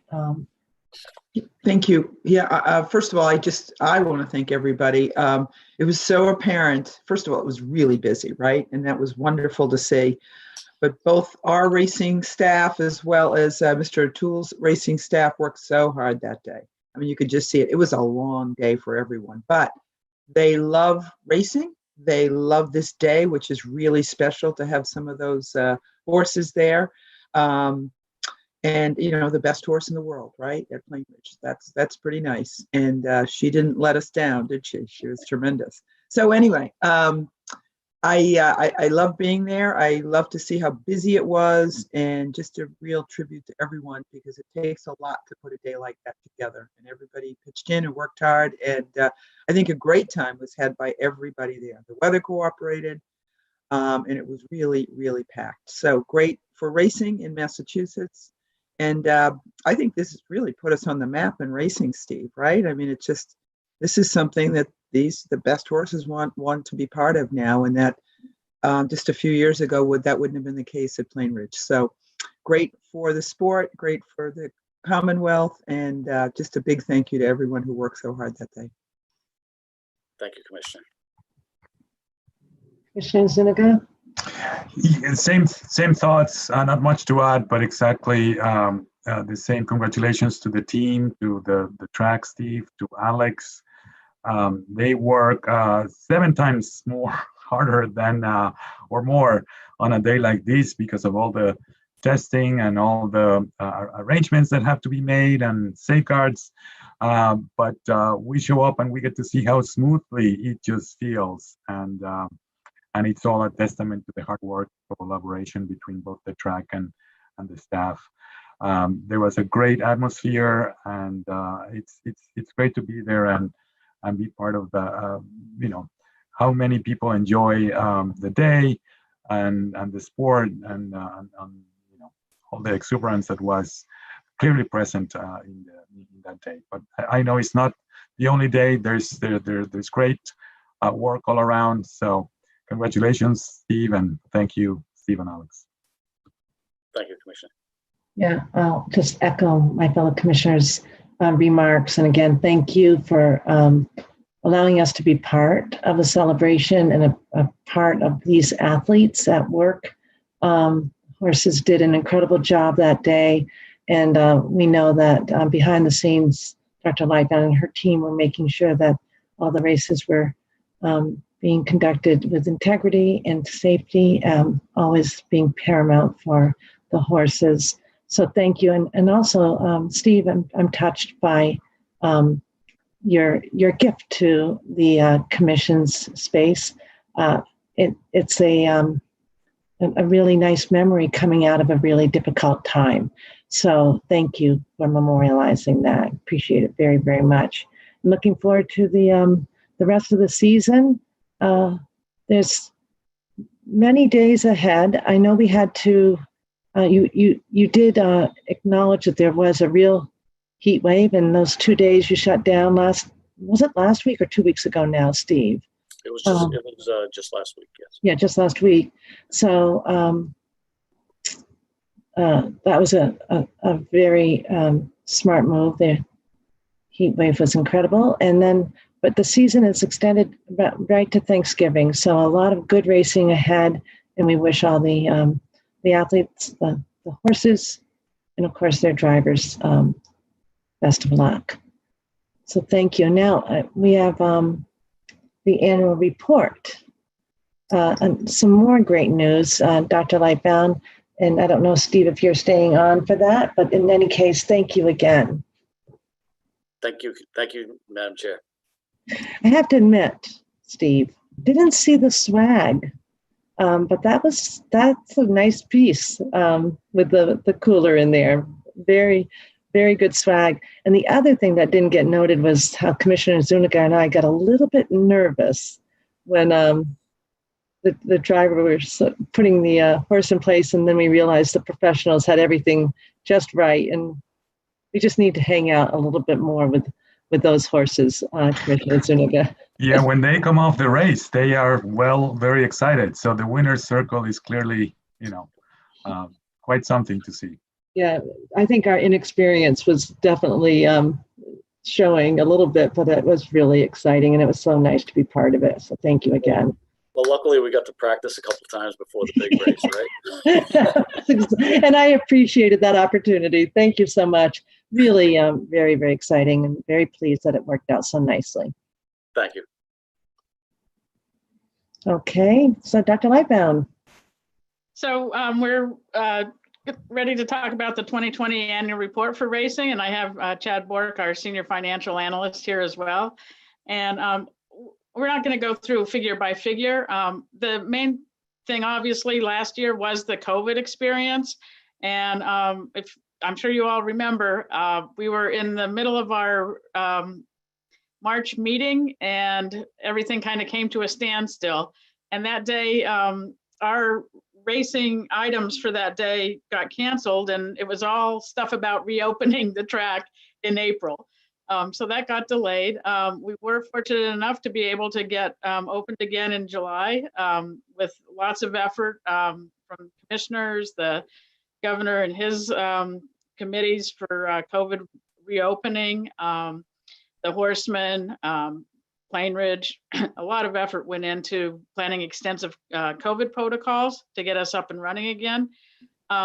Thank goodness we were successful in staying open through the whole rest of the time, through a lot of effort on everybody's part, which I appreciate. A lot of times we'll compare 1 year figures to the previous year's figures. This year, it's really, for 2020, it's really hard to do because of COVID. So obviously we lost about 40% of our days that we were going to run. So, you know, numbers like live racing and things, that all goes down, obviously. And with that goes down the number of samples we take and things like that. So when people look at the figures for 2020, they'll have to keep in mind the impact of COVID. And also something was different from 2019 was 2019, there was still limited live racing at Suffolk. So for instance, about $4 million in Racehorse Development Fund purse money went out on the thoroughbred side in 2019 that did not go out in 2020. So those are a couple of events that really affected the way our numbers look. You know, once again, I just want to thank everybody, everybody from the commissioners, the rest of the Gaming Commission staff and my staff, the Horsemen and PPC for all their efforts last year in keeping everything going. And with that, I'll turn it over to Chad to talk about some of the financial numbers. Thanks, Alex. Good afternoon, everyone. So in the interest of time, I won't bore you with going through every line item, but I would like to provide just a quick overview of the division's financials and highlight a few items. So I'll start with the division's racing tax and fee receipts. We were able to collect over $230,000 in association license fees, over $45,000 in licensing and badge fees, over $8,000 in fines and penalties, $750,000 in assessment, and over $1 million in commissions, for a total collection of $2,071,009. And this represents actually an increase of 2.93% over 2019. I would like to highlight one of these categories. That would be commissions generated from the 2020 racing handle. This was up over 26% versus 2019, which is actually pretty remarkable. You know, seeing that live racing and simulcast wagering was down almost 48%. However, wagers placed through account deposit wagering providers, those like TVG, Express Spreads, Twin Spires, FanDuel Racing, were up almost 90%. And that was in large part, you know, the attribution for the excess return. So good to see that racing wagering still did continue, and that we had those account deposit wagering companies. Chad, could you just explain that? Could you Sure. explain, I hate to interrupt, but just on that point, could you just explain it a little bit more, why it was so up, notwithstanding COVID? I didn't quite understand that. Sure. So I actually, I think COVID was actually probably the main factor because patrons weren't allowed on track. I am assuming that many of those opened up an account wagering deposit through one of the providers, and then they were through that they were able to place bet wagers on tracks across the world, basically. So there was still racing going, and through those account deposit wagerings, that's where we saw the uptick in the handle. Okay, that's really helpful. Thank you. Sure. So moving on, we also distributed $8 million from the Racehorse Development Fund. There was also a total of almost $188,000 that was added to promotional and capital improvement funds, the trust funds for both Plain Ridge and Suffolk Downs. And lastly, we were able to provide over $800,000 in local aid. So that kept on pace, which was also pretty impressive. So in conclusion, I would definitely say that 2020 was a tremendously successful year, considering the significant challenges that everyone had to overcome. Obviously, this success wouldn't have happened without the collaboration and tireless work by the licensees, the horsemen, the commission, and especially my teammates in the racing division, and obviously Alex. And then just to lastly want to thank everyone who helped out put this report together. And that concludes my little update. Thank you. Very nice questions. Commissioner Zuniga. No, just to comment that job well done. It's interesting to look back at a very unusual year in comparison with with the rest of the years, but we all know the main reasons, and nonetheless, it's a good in terms of activity and other things. So, thanks for the efforts, Chad and Alex, and thanks for the update. Commissioner Cameron? Yes, a couple things jumped out at me. First of all, the formatting of that report, it's improved so much over the years. It's just so professionally done and very easy to follow and understand exactly what's happening with every phase of racing.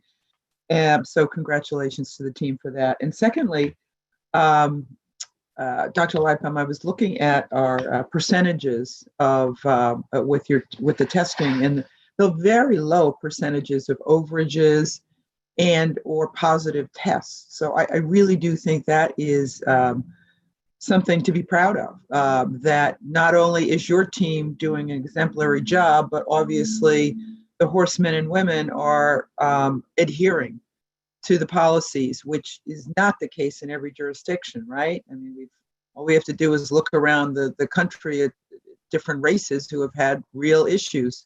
So I just wanted to commend you and the team and the horsemen and women in Massachusetts for really paying attention and following the rules and preserving the integrity here in the Commonwealth. So thank you to the team. Thank you. And it is a group effort between the Racing Commission and Racing Division and the horsemen, as far as keeping the knowledge out there as to what we're looking for, how to follow the regulations and meet them. Great job. Thank you. Very, very good report. As Commissioner Cameron points out, it's so clean and really easy to follow.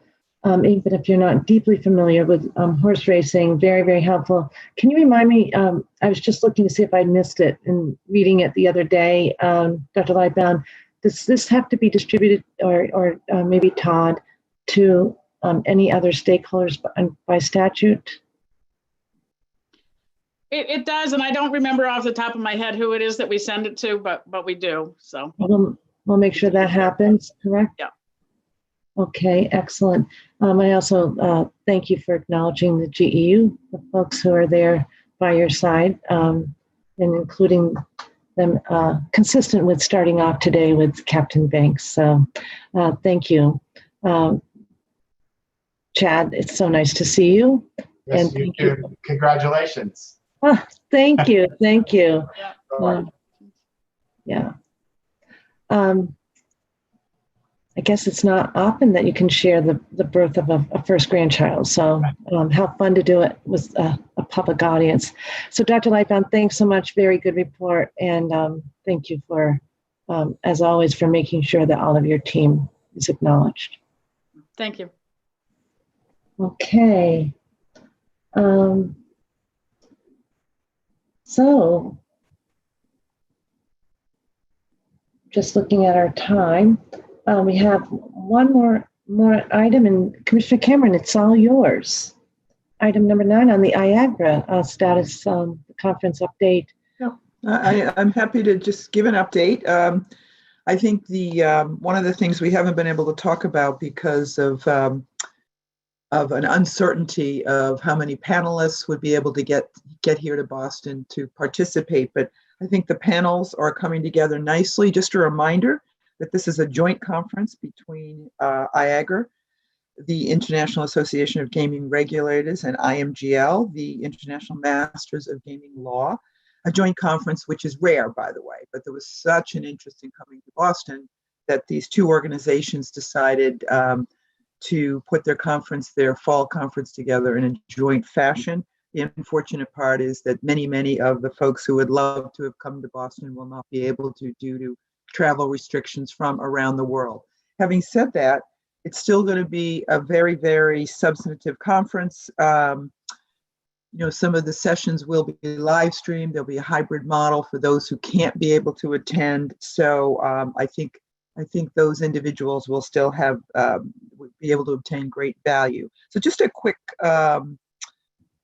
idea of what's happening here. So we're talking Monday, September 13th will be the opening of the IAGRA portion of the event. And that'll be at 1 in the afternoon. I know the board meets in the morning, so the conference will kick off at 1 in the afternoon. And I know our chair will be giving some opening remarks there.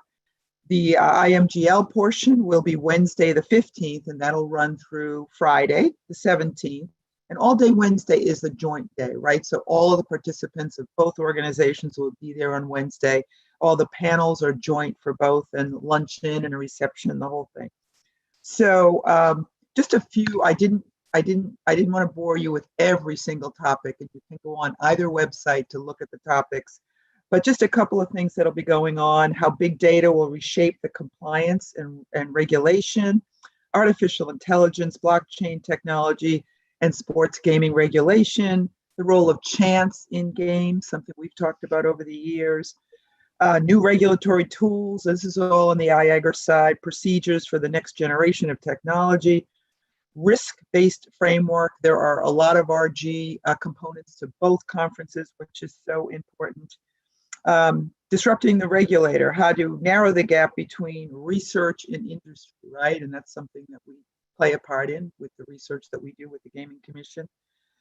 Low risk gambling guidelines, our own Rachel Volberg will be presenting, and leveraging innovation in financial regulation. I thought Commissioner Zuniga would be interested in that one.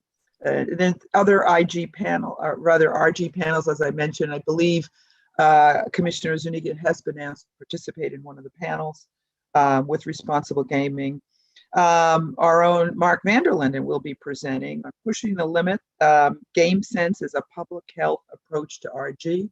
So the world is fortunate, I should say, to have Mark on board for that. And this is new. I have never seen anything like this in all the years I've been attending these international conferences. But it's prioritizing equity and inclusion at every stage of casino development. And of course, that is our own Jill Lacey Griffin, and I believe Nikisha Skinner will be assisting as well. So what happened is both organizations put out invitations to apply for a panel. If you have a good idea, they want to hear about it, and they vote on who gets to participate. There are always many, many applicants for these slots, right? So I was really pleased to see that one was accepted, and that will be presented at the conference. And then we have, state regulating, how states are regulating the frontier of mobile sports betting, and our former executive director, Ed Bedrosian, will be presenting on that topic. International collaboration, which I think is critical, will be another topic. Cyber resilience, enhancing that as a gaming agency, another timely topic, right? What regulators would like the regulator to understand? That's an interesting topic as well. We can always learn from one another. And then we have, on the opposite side, tips from regulators as to what they expect of gaming licensees, and I'll be participating in that panel. There's a panel on investigations regulation. On the IMGL side, which again starts Wednesday, our chair will be offering a keynote welcoming remarks at that event. And this is an interesting one, how to regulate gaming machines outside the gaming floor. We don't have that yet in Massachusetts. We are seeing it in many other jurisdictions. And, the status of iGaming and iLottery in the United States, mergers and acquisitions. I always listen to these and say, okay, Commissioner Zuni, you would like that one too. Hot topics in tribal gaming. Our own Caitlin Monahan has been asked to participate in that because of the very interesting case with the Wampanoag, right? That's of great interest in. And so she's been asked to assist with that one. And developing markets, wagering on esports, a COVID update from around the United States, and Commissioner O'Brien will be participating. And that's of great interest too. How is everybody doing around the country with keeping their casinos, their patrons, their employees safe, right? So, our numbers are increasing a bit. So that is the good news. There are going to be a number of live participants, not as we would have had, but like I said earlier, the hybrid and the streaming options will be available as well. So it's coming together nicely. And I think the international world is very grateful that we were able to participate, and in particular with a lot of our speakers, and frankly, a lot of that was done. That was done on their own, right? Our people got involved. They said, yes, I'd like to participate, and I will submit, a proposal to be accepted. So I looked at how many of our people were participating, and I'm very proud of everybody. And we're hoping this will come off smoothly without a glitch next month. Excellent. So many moving parts. That's right. No, because it was postponed. It was. Yes, we were supposed to, yes, in this year, but I don't think anyone really anticipated we would be in a similar situation a year later. But we are, and I think everyone is giving it their best effort to keep it safe, and have some very substantive programming without the huge numbers of people in the live audience. Questions, Commissioner Zuniga? Great. Thank you for that update. I was thinking of the last two conferences that I've attended online from the NCPG, and it strikes me as these two groups are striking a good balance on what we miss when we attend them online only.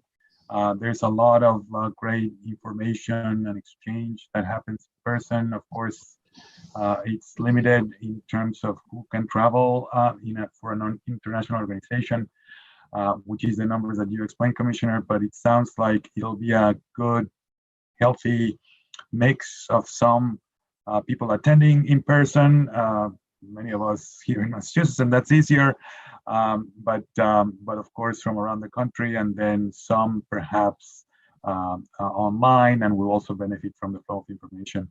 I always think about all these conferences, and often I want to attend 2 of the same sessions that happen at the same time, but that's the way it goes, because there's a lot of interest in a number of very diverse topics, all related to gaming and gaming regulation. So I'm really looking forward to attending this one as it comes. Great. Thank you. Thank you. And now I think, Todd, you have some follow-up. Yes, and thank you, Madam Chair, Commissioners, and hello to everyone. Happy to jump in here. As you all very well know, in the context of managing conflict of interest related matters and associated ethics issues, the notion of the appointing authority is critical. Ordinarily, it's very clear who a state employee's appointing authority is. Of course, when it comes to commissioners, for example, it's either the governor, treasurer, or attorney general, or all 3 in some cases. For the executive director, the commission, of course, is the appointing authority, as it's the commission who appoints the executive director. For the rest of the commission staff, though, the executive director is the appointing authority. When it comes to the upcoming conference that has been discussed, it's notable then that Director Wells has recused herself from the internal decision-making process, where she's a member of the board of directors of Viagra. And just for the record, she's, you'll notice, shut off her camera and is not participating in this conversation. With her recusal, that leaves a bit of a hole in the process for resolving certain matters and making certain decisions when it comes to the commission staff involvement with the conference. Accordingly, we're here today so the commission can review that matter and designate an appointing authority for the limited purpose of deciding conference-related matters that would otherwise have fallen to Director Wells to handle. And there are several options that the commission may wish to consider. And this is not an exclusive list, but I thought it would be helpful just to present some options before you as to who may fill the role of appointing authority. So first, the commission, of course, may designate itself as the appointing authority, as the body that appoints the executive director under Chapter 23K, Section 3. That would be a natural default. Second, the commission could designate an individual commissioner for purposes of practicality to fill the role on behalf of the commission and make any such decisions as the appointing authority. Third, the commission could designate the director of the IEB to fill that role. As you'll recall, Chapter 23K, Section 6 refers to the director of the IEB as the deputy director, and it's been said that the deputy piece refers to the deputy as deputy to the executive director. In that case, it would also be natural for the deputy director to step up in a situation like this where the executive director has stepped aside. I don't believe there's any need to resolve that deputy related piece, but based on past practice, the IEB director emerges as a viable option in this particular situation. And certainly there may be other options. Those seem like the three of the more natural options for your consideration. There are likely only a limited number of issues that whomever it is would be called upon to decide or opine on, but it is important that someone fill that particular role. So with that, I thought I would just stop and perhaps open up the conversation, Madam Chair and commissioners, to see if we can resolve this particular matter. Todd, can you just clarify, you do put of conference related matters, but it's a pretty limited role. Could you just give an example so that folks understand what that really is that issue here? What kind of actions would need to be taken? Sure, absolutely. And for example, and there's no reason, it doesn't appear that that would be the case here, but as on occasion is commonplace, sometimes a conference organizer will waive admission fees to a state employee if they're participating in an official capacity or what have you. In order for a state employee to accept such a waiver, their appointing authority would have to make a finding that accepting such a waiver of fees serves a legitimate public purpose. So there would need to be an appointing authority for something like that. It's also not out of the ordinary for staff of a local commission as ours to offer assistance in certain ways to conference organizers on the ground during the conference and in planning the conference, and things like that, where staff would be called upon to make limited use of their public time.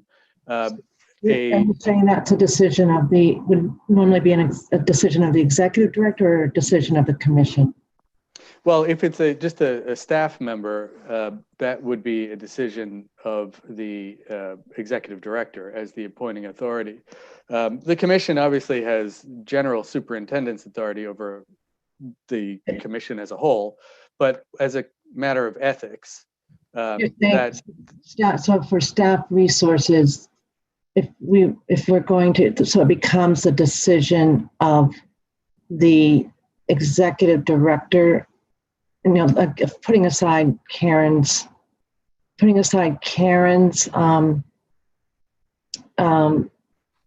recusal, that use of state resources is a decision of the executive director and not of the commission. I believe so, as she is the appointing authority to members of our staff. The law calls upon the appointing authority to essentially make a determination that there's a public interest in the use of those resources. Where these two conference organizers are private entities, it's important that public resources be used responsibly. And that falls to an appointing authority to essentially make that determination.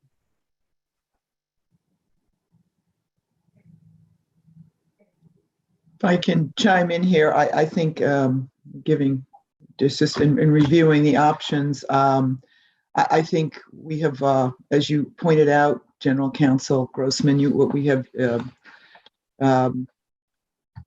used the deputy director's role to fill in case of a situation like this with the executive director, and I think Deputy Director Lilios would be a fine choice to move forward to make some of these decisions on behalf of the MGC staff, and I'm in favor of that option. I am too, and I don't see that there's any need to resolve the issue around deputy director. I do view that she is by statute, that role is number 2. Commissioner Cameron, you agree with that? I do. Yeah. So that's really helpful that you've clarified that that's not a decision for those state resources to be one of the commission, even though it's under I guess our budgetary guidance that it would become that decision, and it would be recorded. Commissioner Zuniga, do you have any questions on this? No, I'm in full agreement. I think it's the best choice for the reasons you stipulate to designate Ms. Lilios to this for this limited purpose. I was initially comfortable also with the possibility of designating an individual commissioner. But I understand that it's just cleaner, it's a limited purpose, and it's more straightforward the way it's implied here. Okay, do I have a motion then? Unless there's some further questions for Councilor Grossman. I suppose Loretta Lilios, who's might want to chime in if it's going to be affecting her. I don't know, Loretta, if you've had any guidance from Todd on this or not. He did brief me the other day on this agenda item. I have not been involved in the conference planning in any way, so I suppose in that regard, it's a positive for the role, right? That I'd come to it with a clear slate. I know that Todd would be available as I served in this role. I know there are other resources as well in terms of our state ethics commission. So I feel I feel comfortable doing that if that's your choice. Yeah, and Loretta, I'm sure that Todd told you this, but I did arrange for us to have some guidance from the State Ethics Commission, and there is some guidance in writing, so that will be really helpful to you as well. Great, thank you. Okay, with that said, I thought she should at least be able to chime in. I'm happy to make that motion. Thank you, Commissioner. With regard to the designation of the appointing authority in consideration of Director Wells' recusal, I move that the Commission designate Loretta Lilios, as she is the Deputy Director, to serve in the capacity of the appointing authority for the Commission staff and to make associated decisions relative to the upcoming IAGR IMGL conference. Second that motion. Okay, no questions. We'll move on to the three of us. Commissioner Cameron. Aye. Commissioner Zuniga. Aye. And I vote yes. Thank you. Great process in place.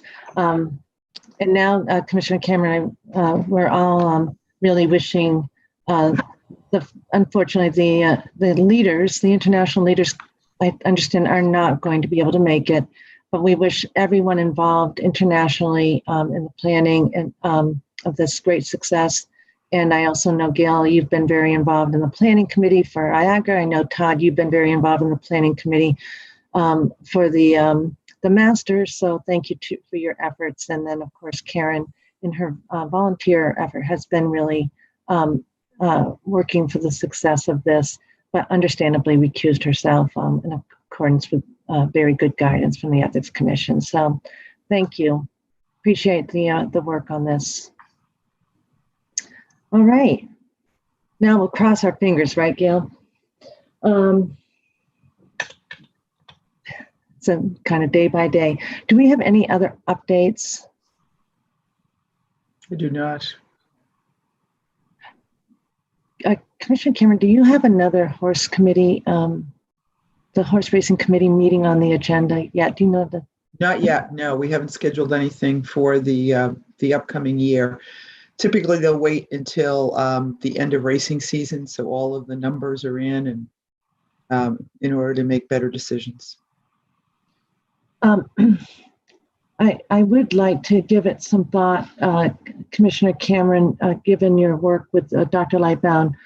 Next Thursday, I had envisioned that meeting really being focused on the return to workplace.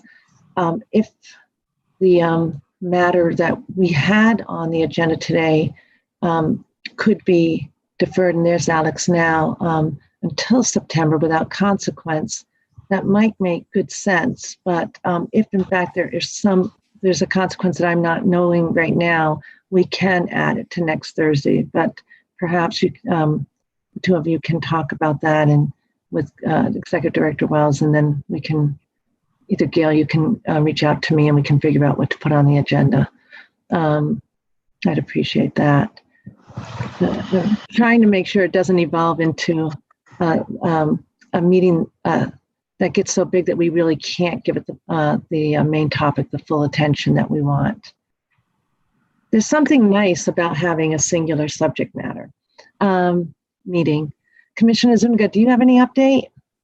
No, it's good to be back from a few days off. So looking forward to the next meeting.